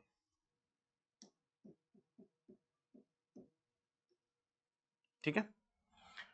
मुझे वाई डायरेक्शन का फोर्स चाहिए, ये बात मैंने आपको डायरेक्टली प्रूफ भी करके दिखाई है, समझा भी दिया है, तो आई थिंक ये समझ में आ गया। तो वाई डायरेक्शन का फोर्स मतलब साइन थीटा कंपोनेंट लेना हो, वाई वाला गया, तो ये आ गया क्यू अपॉन, थोड़ा सा और दूर लिखते हैं ताकि मेरे पास जगह बचे, Q upon 2 pi A multiplied by 2 के लैम्डा, और अंडर रूट के अंदर आ जाएगा cos square phi plus sine square phi cos square alpha, तो लिखने भूल गया। तो इसको लिख सकते हैं cos square phi plus sine into cos square alpha, और मल्टीप्लीकेशन में आ जाएगा बेटा साइन थीटा, और ये जेड जो है ये आ जाएगा अपने पास A sine phi into sine alpha, ठीक है। जेड की वैल्यू हमारे पास कितनी थी बेटा, A sine phi into cos alpha, नहीं कॉस अल्फा क्यों, साइन अल्फा होगी जेड, तो sorry sorry sorry sorry sine alpha होगी, मैंने यहां पे एक एक्सप्रेशन गलत किया, दिस इज साइन अल्फा, सिर्फ परपेंडिकुलर निकाला तो कॉस का फैक्टर तो नीचे बनेगा वाई वाला कोऑर्डिनेट था, ठीक है। तो अब हम अपने एक्सप्रेशन पे आ चुके हैं। इस एक्सप्रेशन को एक बार जरा ध्यान से देख लीजिए ताकि हम कैलकुलेशन की तरफ मूव करें। तो अब हमारे पास एक्सप्रेशन में ऊपर की तरफ sine theta a sine alpha a sine phi into sine alpha आ चुका है, और 2 के लैम्डा है, और यहाँ पर एक डी फाई है, वो यहाँ पर मैंने लिख दिया। चलिए अब कुछ एक्सप्रेशन बाहर निकालते, तो यहाँ पे मुझे कॉस स्क्वायर फाई अगर बाहर निकालता हूँ, कॉस स्क्वायर फाई बाहर निकालता हूँ, तो यहाँ टेन स्क्वायर फाई बन जाएगा। आपने कहा सर ठीक है चलो निकालो, तो सबसे पहले जो कांस्टेंट उनको एक तरफ कर लेते हैं, ये दुक्की से दुक्की भगा देते हैं, और यहां हो गया Q into k lambda upon पाई ए, ये तो बाहर निकाल लो, ठीक है ना। अब अंदर खेलते हैं, cos square phi sine square phi सबकी वैल्यूज को पुट करते हैं। सबकी वैल्यूज क्या क्या है, अगर आपको दिमाग में है तो अच्छी बात है, नहीं है तो मैं एक बार यहाँ पर लिख भी दूंगा।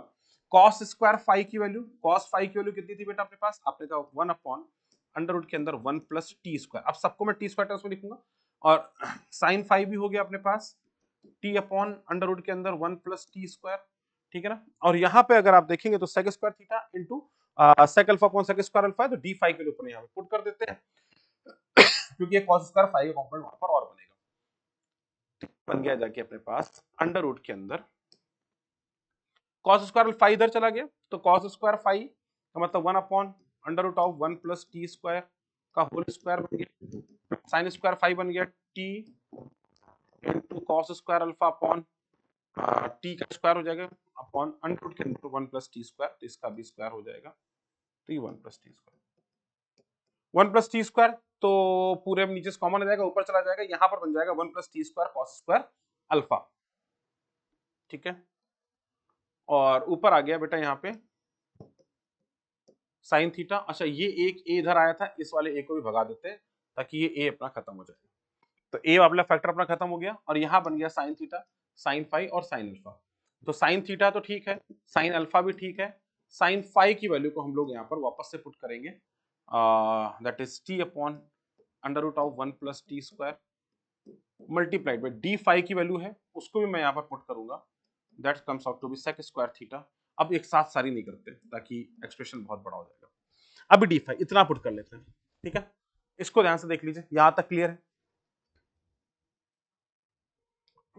बच्चों, उसको लिखते रहना साथ साथ, अगर आप अंडरस्टैंडिंग को बेहतर चाहते हैं तो आईएनपीएचओ क्वेश्चन सॉल्व करें तो अब लिखना पड़ेगा, देखो क्योंकि आप सिचुएशन कॉम्प्लिकेट होगी, है ना, तो थोड़ा सा समझना होगा, रूट 1 ऑफ टी स्क्वायर ऊपर जाएगा, यहाँ पर 1 प्लस टी स्क्वायर का एक्सप्रेशन बन जाएगा, यहाँ पे साइन थीटा अल्फा अपने पास कंपोनेंट आ जाएंगे, तो Q into k lambda upon पाई, और यहाँ पर अपने पास एक्सप्रेशन बन गया, this is sine theta and this is again sine of alpha, this is sine theta and this is sign of alpha, इधर आ गया, और साइन फाई की वैल्यू मैंने यहाँ पे पुट कर दी, और this comes out to be t, और बेटा इसको अगर आप देखोगे तो इसको पहले मैं इधर कर देता हूँ, लिखते रहना, साथ साथ देखते रहना साइन अल्फा। इसका रूट अंडर टी स्क्वायर ऊपर चला जाएगा, तो यहाँ पर under root of 1 plus t square बन गया, और यहाँ पर अपने पास टी अपॉन अंडर रूट के अंदर 1 प्लस टी स्क्वायर है। और यहाँ पर अगर मैं वैल्यू पुट कर दूं कि यहाँ पर मैंने 1 plus t square cos square alpha, ठीक है ना, क्योंकि दोनों का डिनोमिनेटर सेम है, बाहर आ गया 1 plus t square cos square alpha. T की वैल्यू क्या थी, tan square theta into sec square alpha. तो सेक स्क्वायर अल्फा से कॉस स्क्वायर अल्फा कैंसिल हो गया, तो ये वाला फैक्टर क्योंकि अंडर रूट के अंदर है तो ये फैक्टर बन जाएगा यहाँ पे 1 प्लस tan स्क्वायर थीटा। तो 1 प्लस tan स्क्वायर थीटा मतलब सेक थीटा बन जाएगा। तो q into k lambda upon पाई, यहाँ पर अपने पास एक्सप्रेशन आ जाएगा साइन थीटा, और यहाँ पर नीचे हो जाएगा साइन थीटा अपॉन ये आ जाएगा सेक थीटा, मल्टीप्लीकेशन में आ जाएगा बेटा साइन ऑफ अल्फा, इससे ये कैंसिल, और ये टी की वैल्यू हो जाएगी tan theta into sec alpha. ठीक है, तो साइन थीटा सेक अल्फा, ये tan थीटा हो गया, और सेक थीटा मतलब ऊपर कॉस थीटा बन जाएगा जाके, और ये हो जाएगा सेक अल्फा। तो ये tan अल्फा का फैक्टर बन जाएगा। और यहाँ और डी फाई यहाँ पर एज इट इज रखा हुआ है, वो मैंने कहीं हटाया नहीं। डी फाई भी मैं लास्ट में वैल्यू पुट करूंगा ताकि मैं पहले इस एक्सप्रेशन को शॉर्ट कर दूं। तो मेरे पास एक्सप्रेशन आ चुका है बेटा के लैम्डा अपॉन पाई, तो टाउ का एक्सप्रेशन आ गया अबाउट एक्स एक्सिस के lambda upon pi multiplied by Q, और इधर की तरफ बेटा हमारे पास बन चुका है sine theta sine alpha upon sec theta, और sec theta sine theta upon, आप चाहें तो इसको सेक थीटा को ऊपर जाके कॉस थीटा लिख सकते हैं, मल्टीप्लाइड बाई tan थीटा, सबको एक साथ शॉर्ट करेंगे, ठीक है ना, सारी सिचुएशन को देखेंगे। tan थीटा यहाँ है सेक अल्फा, तो 1 अपॉन कॉस, तो tan अल्फा बन जाएगा ये। तो ये हो गया अपने पास tan अल्फा, एक्सप्रेशन को शॉर्ट कर देते हैं, और क्या बन गया, और डी फाइव है ना, मल्टीप्लाइड बाई डी फाइव। अब मैं डी फाइव के लिए पुट कर देता हूँ। डी फाइव के लिए कितने आ गए, sec square theta sec square alpha upon sec square phi, तो इसको थोड़ा और सिंबलाइज कर लेते हैं। तो डी फाइव हमारे पास हो गया बेटा sec square theta into sec alpha into d theta upon sec square phi. हमको पता है सेक स्क्वायर फाइव का मतलब हो गया कॉस फाइव, तो हमको पता है कॉस फाइव की वैल्यू कितनी थी बेटा, 1 अपॉन अंडर रूट के अंदर 1 प्लस टी स्क्वायर। तो सेक फाइव कितना हो जाएगा, आप बोलेंगे सर अंडर रूट के अंदर 1 प्लस टी स्क्वायर, और सेक स्क्वायर फाइव तो उसका ओपन हो जाएगा, तो ऊपर 1 प्लस टी स्क्वायर का मल्टीप्लीकेशन हो जाएगा। आपने कहा सर बिल्कुल ठीक है। तो मैं यहाँ पर इस एक्सप्रेशन को उठा के पटकने जा रहा हूँ, ध्यान से देखना है ना। तो अब ज्यादा कुछ बचेगा नहीं, क्यू के लैम्डा अपॉन पाई, एक्सप्रेशन थोड़े से बड़े बड़े हैं तो बस वो एक बार देखना है, साइन थीटा, और ये हो जाएगा sec square theta cos square alpha. तो साइन थीटा ये है, नीचे की तरफ अपना सेक थीटा पड़ा हुआ है, ऊपर की तरफ अपना tan थीटा पड़ा हुआ है, ये tan अल्फा पड़ा हुआ है, और यहाँ पर डी फाइव की जगह अपने पास वैल्यू आ गई sec square theta into sec alpha, और एक और वैल्यू अपने पास निकल के आ गई है, वो है सेक स्क्वायर अल्फा, तो 1 अपॉन अंडर रूट के अंदर दिस एक्सप्रेशन टी स्क्वायर मतलब tan square theta into cos square alpha, ठीक है, और अंडर रूट स्क्वायर है तो स्क्वायर हो जाएगा, मल्टीप्लीकेशन में आ जाएगा यहाँ पे डी थीटा। तो अब क्या कहानी बनेगी, सेक थीटा एक, ये सेक थीटा से एक ये कैंसिल हो गया, sec alpha 1 upon cos alpha हो जाता है। अभी और भी कुछ होना चाहिए था यार, ये 1, तो यहाँ पे tan स्क्वायर थीटा बन जाएगा q into k lambda upon पाई, एक सेक थीटा नीचे आएगा तो यहाँ पर बन जाएगा tan स्क्वायर थीटा, दूसरा एक्सप्रेशन हो जाएगा tan alpha into sec alpha, ये तो कांस्टेंट है, इंटू डी थीटा, और अंडर रूट के अंदर आ जाएगा 1 plus tan square theta into cos square alpha, ठीक है। तो ये एक्सप्रेशन तो कांस्टेंट, इनको बाहर खींचे तो alpha is a constant value, तो मेरे पास आ गया q के लैम्डा अपॉन पाई, इस एक्सप्रेशन को बाहर लेके आ रहा हूं, तो ये आ जाएगा tan alpha into sec alpha, ठीक है, मल्टीप्लीकेशन के साथ यहाँ पर फैक्टर बन जाएगा बेटा अपने पास tan square theta upon under root के अंदर 1 plus tan square theta into cos square alpha, इसका इंटीग्रेशन डॉट डी थीटा। अब आएगी लिमिट की बारी, इसको इंटीग्रेट करना है, कायदे से तो हमें इंटीग्रेट करना है जीरो से लेके पूरे पाई तक, लेकिन अगर मैं देखूं क्योंकि फंक्शन एग्जैक्टली सिमेट्रिकल पड़ रहा है, तो जितना टॉर्क ऊपर नीचे लगाएगा उतने टॉर्क नीचे वाला ऊपर लगाएगा, तो अगर मैं चाहूं तो इसको ट्वाइस करके आधा आधा कर देता हूं। तो अगर मैं इस एक्सप्रेशन को देखना चाहूं तो मैं बोल सकता हूं इन दिस एक्सप्रेशन, अब सिर्फ इस एक्सप्रेशन को घूरना है, बाकी सब तो कांस्टेंट है। तो अब हम इस एक्सप्रेशन को 4 पार्ट में डिवाइड करने जा रहे हैं, कैसे कैसे जरा ध्यान से देखना। तो जो इंटीग्रेशन 0 से पाई बाई 2 का होगा वही इंटीग्रेशन पाई बाई 2 से पाई का होगा, क्योंकि दोनों का साइन सेम है, इधर नीचे इसका इधर ऊपर। तो मैं 0 से पाई इंटीग्रेट करने में 0 से पाई बाई 2 इंटीग्रेट करता हूं और वैल्यूज को सीधे सीधे डबल कर दूंगा। दूसरा, मेरा इंटीग्रेशन लिमिट और आधा हो सकता है, क्योंकि जितना इधर की टॉक लगेगा उतना इधर, क्योंकि ये दोनों एक्सिस सिमेट्रिकल है अबाउट एक्स एक्सिस, तो जितना आगे की टॉक लगेगा उतना पीछे लगेगा। तो 0 से पाई बाई 4 करके 4 गुना कर दो। तो अगर मैं बात करूं तो मैं लिमिट्स को बहुत आसानी से चेंज भी कर सकता हूं। तो अगर मैं चाहूं तो मेरा इंटीग्रेशन ऑफ लिमिट आ जाएगा 0 से pi by 4 for this only into tan square theta upon under root के अंदर 1 प्लस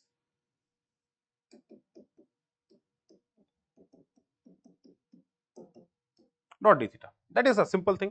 तो अब यहां से आपके एक्सप्रेशन को उठाना शुरू करते हैं और कहानी को समझ लेते हैं। तो अब ये एक इंटीग्रेशन है जो हमको करना है। तो इंटीग्रेशन की ये बात हमको समझा दी गई थी। तो लेट्स सपोज इसको मैं टीम आई मान लेता हूं। देखो इसका एक हिंट हमको यहां पे दिया भी गया है, ये अंडर रूट नहीं था, और इसके लिए हमको हिंट यहां पर दिया भी जा चुका है। बेटा थोड़ी सी अगर आप यहां पे देखेंगे तो ये एक्सप्रेशन हमको यहाँ पे गिवन है, तो मैं इसका भी यूज करने वाला हूँ, लेकिन सबसे पहले मैं इस एक्सप्रेशन को लेकर आने की कोशिश करूंगा। तो in this given situation I will try कि ये अंडर रूट नहीं था, तो कृपया करके इस अंडर रूट को थोड़ा सा, ठीक है ना, अंडर रूट नहीं था बेटा, अंडर रूट यहाँ पे नहीं है, क्योंकि स्क्वायर का एक्सप्रेशन था सेक स्क्वायर का, तो वो अंडर रूट नहीं आएगा। सेक स्क्वायर 5 में सिर्फ 1 प्लस आएगा, तो ये अंडर रूट मैंने गलत लगा दिया था। और बेटा एक और गड़बड़ हो गई है, ये इंटीग्रेशन ये 0 से 2 पाई होगा, मतलब पूरी रिंग को जब इंटीग्रेट करेंगे तो 0 से 2 पाई आएगा, एंड देन ये लिमिट हो जाएगी पाई बाई 4 की। तो यार ये दो चीजें थोड़ी सी, पाई बाई 2 की, सॉरी माय मिस्टेक, है ना। मतलब जैसे हम लोग बात कर रहे हैं रिंग की, तो रिंग में जैसा अपन समझ रहे हैं इस बात को, तो पूरी रिंग का इंटीग्रेशन तो 0 से 2 पाई, मतलब थीटा वेरी करेगा 0 से 2 पाई में, फिर आधी रिंग तो 0 से पाई, और 1/4 रिंग मतलब 0 से पाई बाई 2। तो वो दो लिमिट्स थोड़ी सी गड़बड़ हो गई थी, इसको जरा ध्यान से देख लीजिए, 0 से पाई बाई 2, और I think now we are good. तो ये वाला फैक्टर तो एक कांस्टेंट की तरह है, तो इसको कांस्टेंट की तरह ट्रीट करते हुए लिख लेंगे। बाकी मैं इंटीग्रेशन को उसको उस इंटीग्रेशन को हम निकालने की कोशिश करते हैं। तो आइए जरा उस इंटीग्रेशन को हम निकाल लें।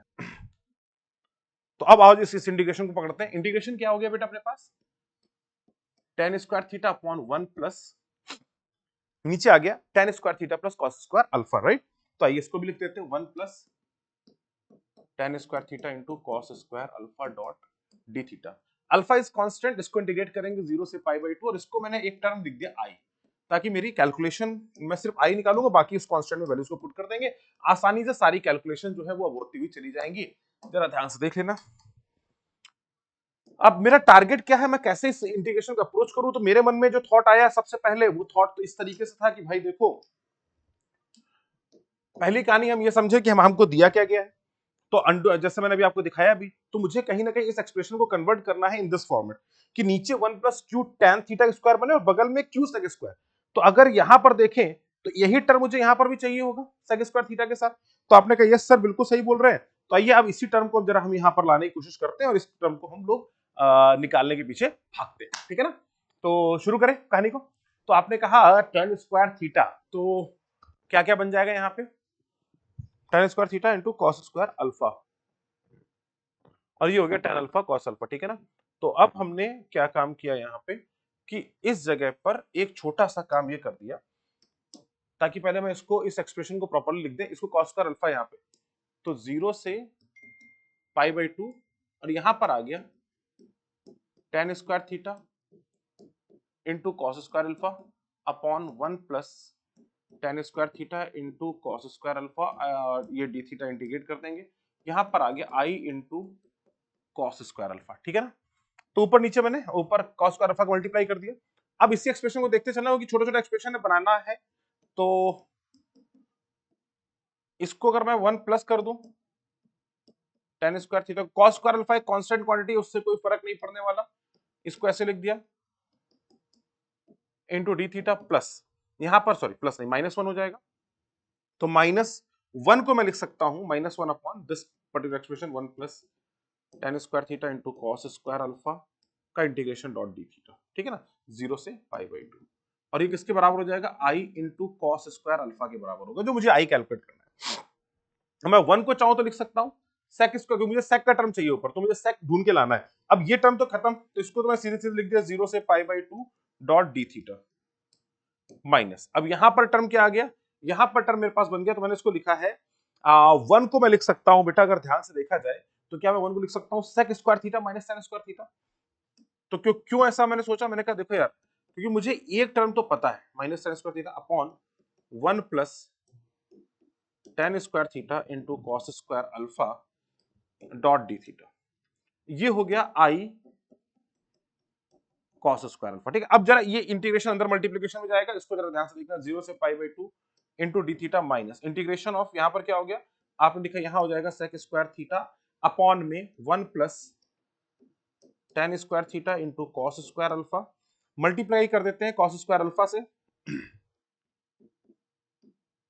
Cos alpha, sorry my mistake, cos alpha से, और डिवाइड भी कर देते हैं कॉस अल्फा से, ताकि मैं इस इंटीग्रेशन का फॉर्मेट डिफाइन कर सकूं, 1 अपॉन कॉस अल्फा, और यहां पर ये प्लस हो जाएगा, तो प्लस का ये इंटीग्रेशन बन गया tan square theta upon 1 plus tan square theta cos square alpha into d theta. अगर ध्यान से घूरा जाए तो ये कुछ नई बात नहीं लिखी है, ये यही बात लिखी जो पहले लिखी थी, मतलब ये टर्म आई हो गया, तो ये उधर जाएगा तो कॉस स्क्वायर अल्फा माइनस 1 बन जाएगा। तो अगर मैं यहां पर देखूंगा तो दिस टर्म, इस टर्म को अगर मैं, इस टर्म को अगर मैं ध्यान से घूरूं और इसको मैं लिख दूं आई, तो क्या हो जाएगा बेटा ये, तो this comes out to be, this comes here cos square alpha minus 1, तो ये वाला टर्म तो बन गया पाई बाई 2, तो पहला टर्म हो गया पाई बाई 2, दूसरा टर्म आ गया माइनस 1 अपॉन कॉस अल्फा बाहर आ गया, और इस पार्ट का इंटीग्रेशन कॉस स्क्वायर अल्फा को अगर मैं क्यों मान लूं, तो बेटा इसका इंटीग्रेशन देखो हमको पहले बता दिया गया, ध्यान से देखो, ध्यान से घूरो, ध्यान से घूरो, ध्यान से घूरो, घूरते रहो, घूरते रहो, इसको देखो, अगर नीचे 1 plus q tan theta whole square और मल्टीप्लिकेशन में क्यू सेक स्क्वायर थीटा है, मतलब यहाँ क्यू का स्क्वायर नहीं है, तो इसका ये डिफरेंशिएशन किसका है, tan inverse Q tan theta, मतलब इसका इंटीग्रेशन क्या होगा, tan inverse of Q tan theta, मतलब इसका इंटीग्रेशन क्या होगा, tan inverse of Q tan theta, तो इसका इंटीग्रेशन क्या हो जाएगा, tan inverse of Q tan theta. तो यहां पर अगर बात करूं तो मैं इसका इंटीग्रेशन लिखूंगा tan इनवर्स ऑफ क्यू कितना है, आपने कहा cos alpha into tan theta, और इसकी लिमिट कहां से कहां आ गई, आपने कहा इसकी लिमिट हो गई 0 से पाई बाई 2, और ये किसके बराबर, आपने कहा ये इधर आ गया, तो ये हो जाएगा I into cos square alpha minus 1।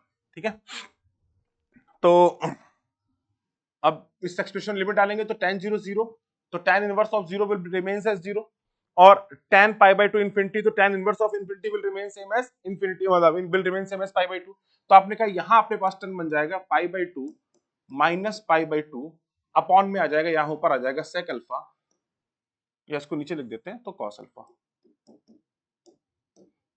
ठीक है, पाई बाई 2 हमने बाहर निकाल लिया, अंदर बन जाएगा 1 minus 1 upon cos alpha, that is equal to I into cos square alpha minus 1।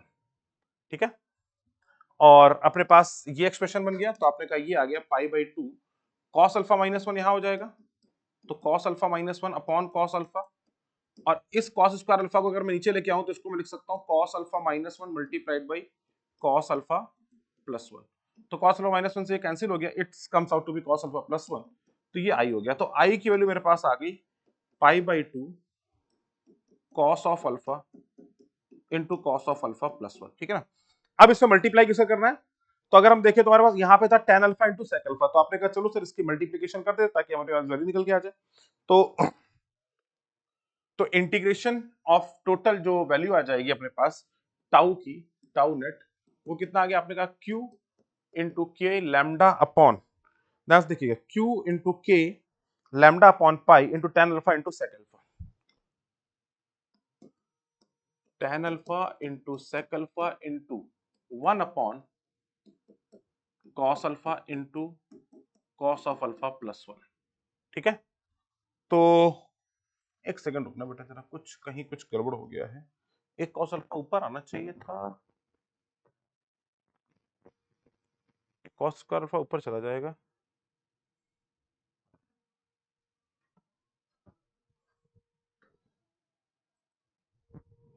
एक सेकंड बच्चा, आई थिंक गड़बड़ ये हो गई, यहाँ पे सेक अल्फा यहाँ आना था, ये t की जो वैल्यू थी यहाँ पर हमने गड़बड़ कर दी, that is tan theta into sec alpha थी, ये वैल्यूज जो हमने ली थी ना, ये यहाँ पे हमारा एक, यार इतने वेरिएबल हो जाते हैं ना, थोड़ा सा, जैसे हमने यहाँ पे भी अगर आप देखेंगे तो टी की एक वैल्यू क्या थी, tan theta into sec alpha हमारे पास वैल्यू थी, जो हमने गलती से tan फाई की वैल्यू जो वहां पे पुट करनी थी वहां पे हमने cos अल्फा डाल दिया, वहीं से हमारा एक ये गड़बड़ हो गया। मतलब जहां जहां पर हमारा cos है वहां वहां हमारा sec होना चाहिए, ये बात हमको ध्यान देनी है। मतलब इस तरफ भी हमको ये ध्यान देना है कि यहाँ पर ये cos स्क्वायर अल्फा नहीं है, ये sec स्क्वायर अल्फा है।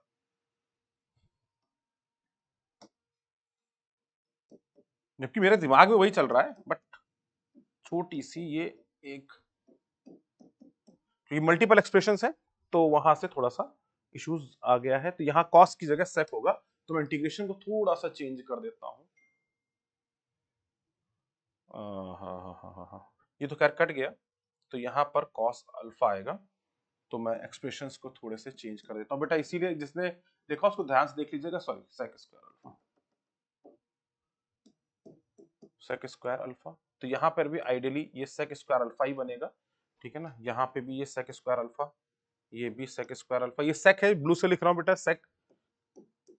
sec स्क्वायर अल्फा, ठीक है ना। तो यहाँ पे sec स्क्वायर थीटा, यहाँ पर भी ये जो होगा ये sec स्क्वायर अल्फा होगा बेटा, और यहाँ पर जो मल्टीप्लीकेशन होगा ये sec अल्फा का मल्टीप्लीकेशन होगा sec अल्फा का, ठीक है ना। क्यों क्यू है वो cos नहीं, वो sec है बेटा। ये थोड़ी सी एक जल्दी में मिस्टेक हो गई है, जो कि एक्चुअली वीडियो बहुत बड़ा हो चुका है, तो मैं बार बार मन में ये सोच रहा हूँ कि यार इस वीडियो को इतना बड़ा हो जाएगा तुम लोग खुद ही बोर हो जाओगे कि कैसे देखें सर, ठीक है ना। तो यहाँ पे जहां अल्फा आ रहा है नीचे, cos वहां पे sec आ जाएगा।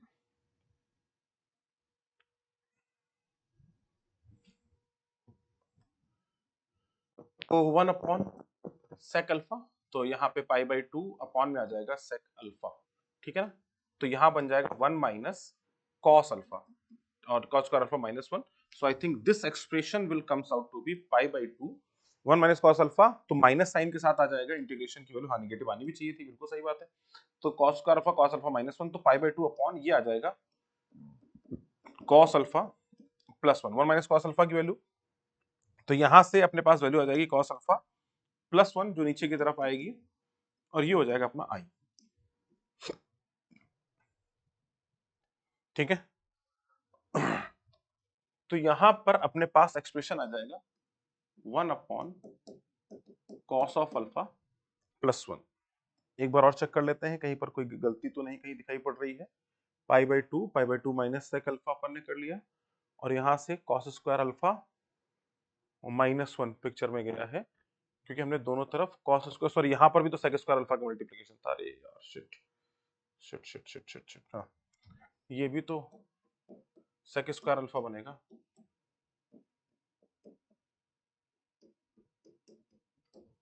सेक स्क्वायर अल्फा बनेगा।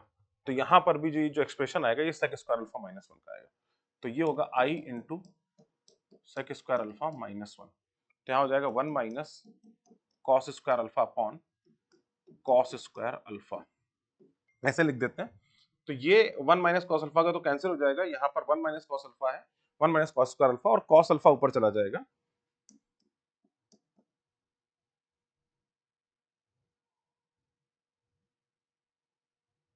और यहाँ एक्सप्रेशन बनेगा सेक अल्फा, तो 1 माइनस कॉस अल्फा ये बन गया, और यहाँ पर सेक स्क्वायर अल्फा माइनस 1, तो ये बन जाएगा cos alpha upon cos alpha plus 1, this will be I. अगर अब मैं आई की वैल्यू यहाँ पे पुट करता हूं, तो मेरे पास एक्सप्रेशन आएगा cos of alpha upon cos of alpha plus 1, ठीक है। कॉस स्क्वायर अल्फा, सॉरी ये कॉस स्क्वायर अल्फा होगा, कॉस स्क्वायर अल्फा, तो ये बन जाएगा क्यू के लैम्डा इनटू tan अल्फा को लिख सकते हैं sign alpha upon cos alpha, ये भी हो गया 1 अपॉन कॉस अल्फा, और यहाँ हो गया cos square alpha upon cos alpha plus 1, this ये कैंसिल हो जाएगा, तो ये बन जाएगा क्यू के lambda into sine alpha upon 1 plus cos alpha. ये एक्सप्रेशन हमारे पास आ जाएगा नेट टॉर्क का। अब मैं वैल्यूज को पुट कर देता हूं, तो क्यू के हो गया अपॉन पाई था मेरे दोस्त, ये पाई भी था, 1 upon 4 pi epsilon not into 1 upon pi into lambda, और ये हो गया साइन अल्फा को लिख सकता हूँ twice of sine of alpha by 2 into cos of alpha by 2, और अपॉन में 1 प्लस कॉस अल्फा को क्या लिखा जा सकता है 2 cos square alpha by 2, right. तो देख लेना बेटा मेरे साथ साथ, कहीं पर कोई दिक्कत लगे तो बता देना यार, है ना। कॉस अल्फा स्क्वायर कैंसिल, तो ये हो जाएगा Q 4 pi square epsilon naught into lambda into tan of alpha by 2. This will be the net torque. ये नेट टॉर्क जो है वो आपका निकल के आएगा ऑन दिस पर्टिकुलर रिंग। इस रिंग पे जो नेट टॉर्क लगेगा वो कुछ निकल कर आ जाएगा, और आई थिंक हम इसको क्लियरली कर चुके, और ये हमारे पास वैल्यू निकल के आ गई। टॉर्क tan अल्फा बाई 2 की इक्वेशन है, तो यहां से आपको ग्राफ पूछा जाएगा, तो you can simply define the graph as well कि ग्राफ अल्फा, क्योंकि 0 से 2 पाई के बीच में ग्राफ की बात की, अल्फा कैन वेरी फ्रॉम 0 से पाई बाई 2, रिंग को आप खड़ा कर सकते हैं। तो अब यहां से हमारे पास जो वैल्यूज पूछी गई है, हमारे पास सारा टॉर्क निकल के आ गया है, तो we can simply think of कि हमसे क्या क्या पूछा जा रहा है। अल्फा के फंक्शन में निकाल दिया ये। अब बोला गया ये अब तो 2 मार्क्स का क्वेश्चन है, let the ring is in equilibrium with respect to alpha बराबर 0, derive an expression for the time period t। अगर बहुत छोटा एंगल होगा तो उसके लिए टाइम पीरियड निकालना, it is again very important. तो आप यहां से बोल सकते हैं टाउ नेट बराबर i into alpha, and that is equals to, क्योंकि टॉर्क रीस्ट्रोक नेचर का है तो ऑब्वियसली बात अपोजिट लगेगा ही लगेगा, मतलब हम उसको अल्फा से भी प्रूव कर सकते हैं इन टर्म्स ऑफ कि अगर ऊपर होगा तो टॉर्क रीस्ट्रोक नेचर नीचे की तरफ जा रहा होगा, that can also be proved. और अपने पास आ गया Q upon 4 pi square epsilon naught into lambda into tan of alpha by 2, ठीक है ना। ये अल्फा अपना, इसको अल्फा नॉट लिख देते हैं, that it represent angular acceleration. अब यहाँ पे 2 क्वेश्चंस हैं जो काफी बेहतर है, जिसको आपको थोड़ा सोचना है कि अगर यहाँ पर अल्फा नॉट की बात करेंगे तो it's comes out to be Q upon 4 pi square epsilon naught into lambda upon I, और torque will be restoring nature, तो यहाँ पर हम फॉर स्मॉल एंगल अप्रोक्सीमेशन इसको मैं लिख सकता हूँ alpha by 2, if alpha tending to 0 तो tan alpha by 2 will be equal to alpha by 2. तो from here this complete expression will defined as omega square इस expression को बना देगा, that is equals to Q lambda upon 4 pi square epsilon naught I into 2। तो यहाँ से हम time period को डिफाइन कर सकते हैं, that is 2 pi by omega। So I think this will be the result that we can think of very small oscillation, that is the part, I think this is the part E that is done। values वाली answer निकाल लीजिए। 2.4 find the expression for the potential energy U of the ring in terms of alpha, qualitative plot U as a function of A, take the zero of the potential energy to be at alpha बराबर 0। तो alpha बराबर 0 पे आपको लिखना है, आपको यहाँ पर वापस से इंटीग्रेशन, क्योंकि इंटीग्रेशन के करस्पॉन्डिंग अगर आप डिफाइन करेंगे पोटेंशियल एनर्जी को, तो मैं लिख सकता हूँ du मतलब work done, that is equal to tau dot d theta, and you can integrate it. आप बोल सकते हैं कि हम मानेंगे कि पोटेंशियल एनर्जी को we can assume at it is 0 when the ring is in the vertical plane. जब रिंग उसके साथ इक्विलिब्रियम पोजीशन पर है, उस पोजीशन पर अगर आप देखना चाहे तो आप बोल दीजिए भैया पोटेंशियल एनर्जी जो है 0 है, मतलब वर्टिकल सॉरी हॉरिजॉन्टल प्लेन पे है, तो थीटा बराबर 0 डिग्री से, सॉरी अल्फा बराबर 0 tau dot d alpha from alpha बराबर 0 टू एनी पर्टिकुलर अल्फा, और वी कैन अज्यूम कि डी यू इनिशियल 0, तो यू फाइनल आप यहां से निकाल देंगे, तो you final will be equal to tau का एक्सप्रेशन आ जाएगा q lambda upon 4 pi square epsilon naught, और क्या था भाई 4 पाई स्क्वायर एप्सिलॉन नॉट, यही है ना।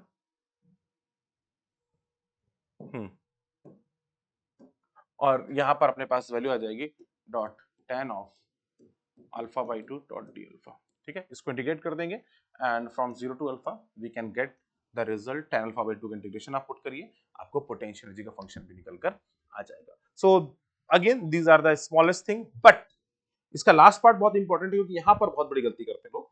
Obtain the expression from maximum value of alpha max in terms of omega naught. यहां पर उन्होंने एक अजम्पशन नहीं दिया है, कई बच्चों को इसमें ऐसा लगता है, जी पार्ट में कई बच्चों से गलती हुई थी, जो मैं एक बार जल्दी से एक्सप्लेन कर देता हूं।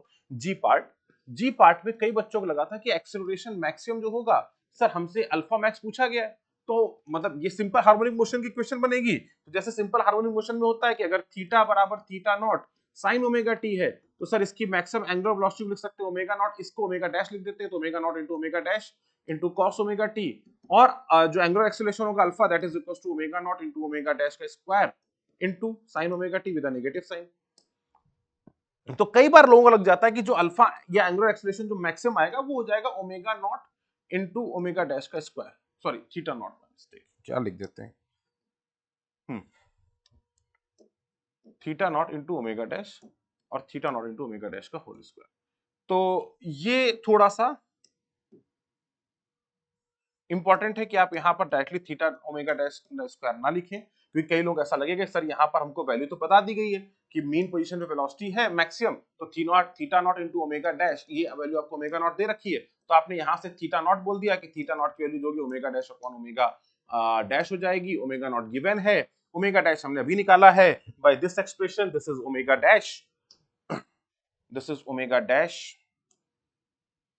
This expression is omega dash, क्योंकि जो इसकी एंगुलर फ्रीक्वेंसी को डिफाइन कर रहा है।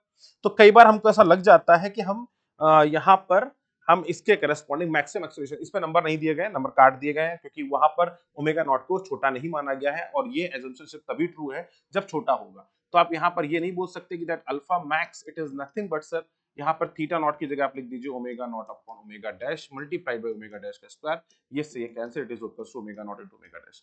कई बार जी पार्ट में आंसर ऐसा भी बोला गया है जो कि गलत हो जाता है। अल्फा मैक्स निकालने के लिए आपको प्रॉपर कैलकुलेशंस करनी पड़ेगी, डिफरेंशिएशन लगाना पड़ेगा वापस से, और मतलब नॉट डिफिकल्ट नहीं है बट इजी है, बट सोचना है, एसएचएम से नहीं सोचना है, you need to think about the particular equation कि अल्फा की जो वैल्यू आई है हमारे पास, अब वहां पर ओमेगा को वैल्यू पुट करके ओमेगा के साथ आपको इसको डिफाइन करना पड़ेगा, that is defined as q upon 4 pi square epsilon naught upon में y आई आ जाएगा अपॉन में 1/2 इनटू सॉरी मल्टी में tan अल्फा बाई 2। अब इसको अल्फा बाई 2 के टर्म्स में आपको डिफाइन करना है फॉर द मैक्सिमम ओमेगा, ठीक है। तो अल्फा अल्फा इक्वल्स टू 0 पे थीटा गिवन है, from there we can very simply describe the alpha max. Pretty obvious है कि अल्फा मैक्स तभी होगा जब वो मैक्सिमम पोजीशन पर पहुंच जाएगी, तभी अल्फा आपका मैक्सिमम होगा। तो कुल मिला के आपको थीटा मैक्सिमम निकालना है, एनर्जी कंजर्वेशन लगाना है, आप आसानी से वैल्यू को कैलकुलेट कर सकते हैं, but this is again very important.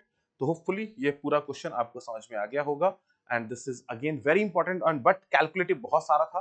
तो अगर आप इस क्वेश्चन को, ऐसे क्वेश्चन को अगर अटेम्प्ट करते हैं तो कोशिश करें कि जो पार्ट क्रूशियल हैं उनको कर दें, कैलकुलेशन पार्ट में अगर आप फंस भी रहे हैं तो आप उसका एक्सप्रेशन बना के छोड़ दें, जरूरी नहीं है कि आप पूरा एक्सप्रेशन को निकाले ही निकालें, हो सकता है कि आप वहां पार्शियल मार्किंग के थ्रू, जिन बच्चों ने इस क्वेश्चन में 1 घंटा वेस्ट किया, आप उसके कंपैरिजन आप यहाँ 20 मिनट वेस्ट करिए, 25 मिनट वेस्ट करिए, बट उस एक्सप्रेशन पे छोड़ दीजिए। कई बच्चों ने 1 घंटा वेस्ट किया, 3 घंटे में 1 घंटा इस पे लगा दिया, लेकिन इसका एंड रिजल्ट नहीं पा पाए, तो उतने नंबर नहीं मिलेंगे। देखो इस पूरे क्वेश्चन के अगर आप मार्क्स कैलकुलेट करेंगे, let me check you, let me give you an very good idea about it.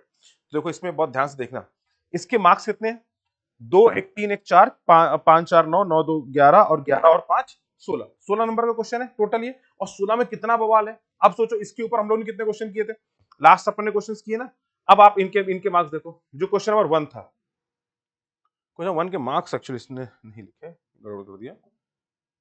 Question number 2 के मार्क्स तो हैं अपने पास, क्वेश्चन नंबर 2 के मार्क्स है जो आईएनपीएच 2023 का, ये 100 वाट का क्वेश्चन। अब इसमें 2 1 3 और 6, अब ये 6 मार्क्स का क्वेश्चन और फटाफट आंसर थे, राइट, 6 मार्क्स में आता। इसी तरीके से आप ये देखो, ये वाला क्वेश्चन, ओहो इसका मार्क्स नहीं है, मार्क्स इतने को मैं देख के बताता हूँ। तो मैं एक इंपॉर्टेंट स्ट्रेटजीज आपके साथ डिस्कस करना चाह रहा था, कहां गया पेपर। तो कई बार क्या होता है ना कि हम बहुत बड़े क्वेश्चन में 1 घंटा गवा देते हैं और मार्क्स हमको आधे मिल पा रहे हैं, उससे अच्छा कि छोटे क्वेश्चन को पकड़ के निपटा दो। जैसे पहला क्वेश्चन जो था वो 6 नंबर का क्वेश्चन है, दूसरा क्वेश्चन भी 6 नंबर का क्वेश्चन है, और तीसरा क्वेश्चन 16 नंबर का क्वेश्चन है। अब इसके 16 मार्क्स का क्वेश्चन करिए, that is equivalent to that one. But ये क्वेश्चन करना डुएबल है, आसान है, हो जाएगा, ज्यादा डिफरेंशियल्स इन्वॉल्व नहीं है उसमें, multiple level of differential involve. इसी के साथ एक लास्ट क्वेश्चन और आता है अपने पास, अगर मैं उसकी बात भी करूं तो इसके अपने पास आते हैं मार्क्स 5 2 7 7 और 9 और 7 16, लगभग 16 मार्क्स का यह लास्ट क्वेश्चन भी है जो हम लोग डिस्कस भी करेंगे नेक्स्ट वीडियो में। बट ये क्वेश्चन भी आसान था, तो अगर आप यहां पर ऐसे सोचिएगा बेटा, 2 क्वेश्चन 6 6 मार्क्स के और 3 क्वेश्चन 16 16 मार्क्स के, 16 3 48 और 60। अब 60 में से आपको स्कोर कितना करना है, 27, 28, 26, यही कट ऑफ के लगभग हम लोग बात कर रहे होते हैं, इस पे अपना काम भी हो जाता है। अब 27, 28 से कट ऑफ कैसे जीतोगे, ये बहुत इंपॉर्टेंट है 27, 28 की कट ऑफ को पहुंचना। अब आप सोचो पहले दो क्वेश्चन 1, 2, 3 अगर आपने कर लिए, काम हो गया। 1, 2, 3 बीच का पार्शियल कुछ कर लीजिए और लास्ट वाले में तो क्वेश्चन बहुत आसान है, अभी मैं डिस्कस करके भी आपको बताऊंगा। It is very easy. तो try to understand the doable things, ठीक है ना, उनको जरूर करो। इंटीग्रेशन की चीजें बहुत ज्यादा मत भागो। I think that is going to be very very important. तो let's discuss the last question also, अब इसका डिस्कस करते हैं एंड होपफुली दिस क्वेश्चन आपको समझ में आ गया होगा इसके सारे पार्ट्स। तो thank you, bye bye, take care.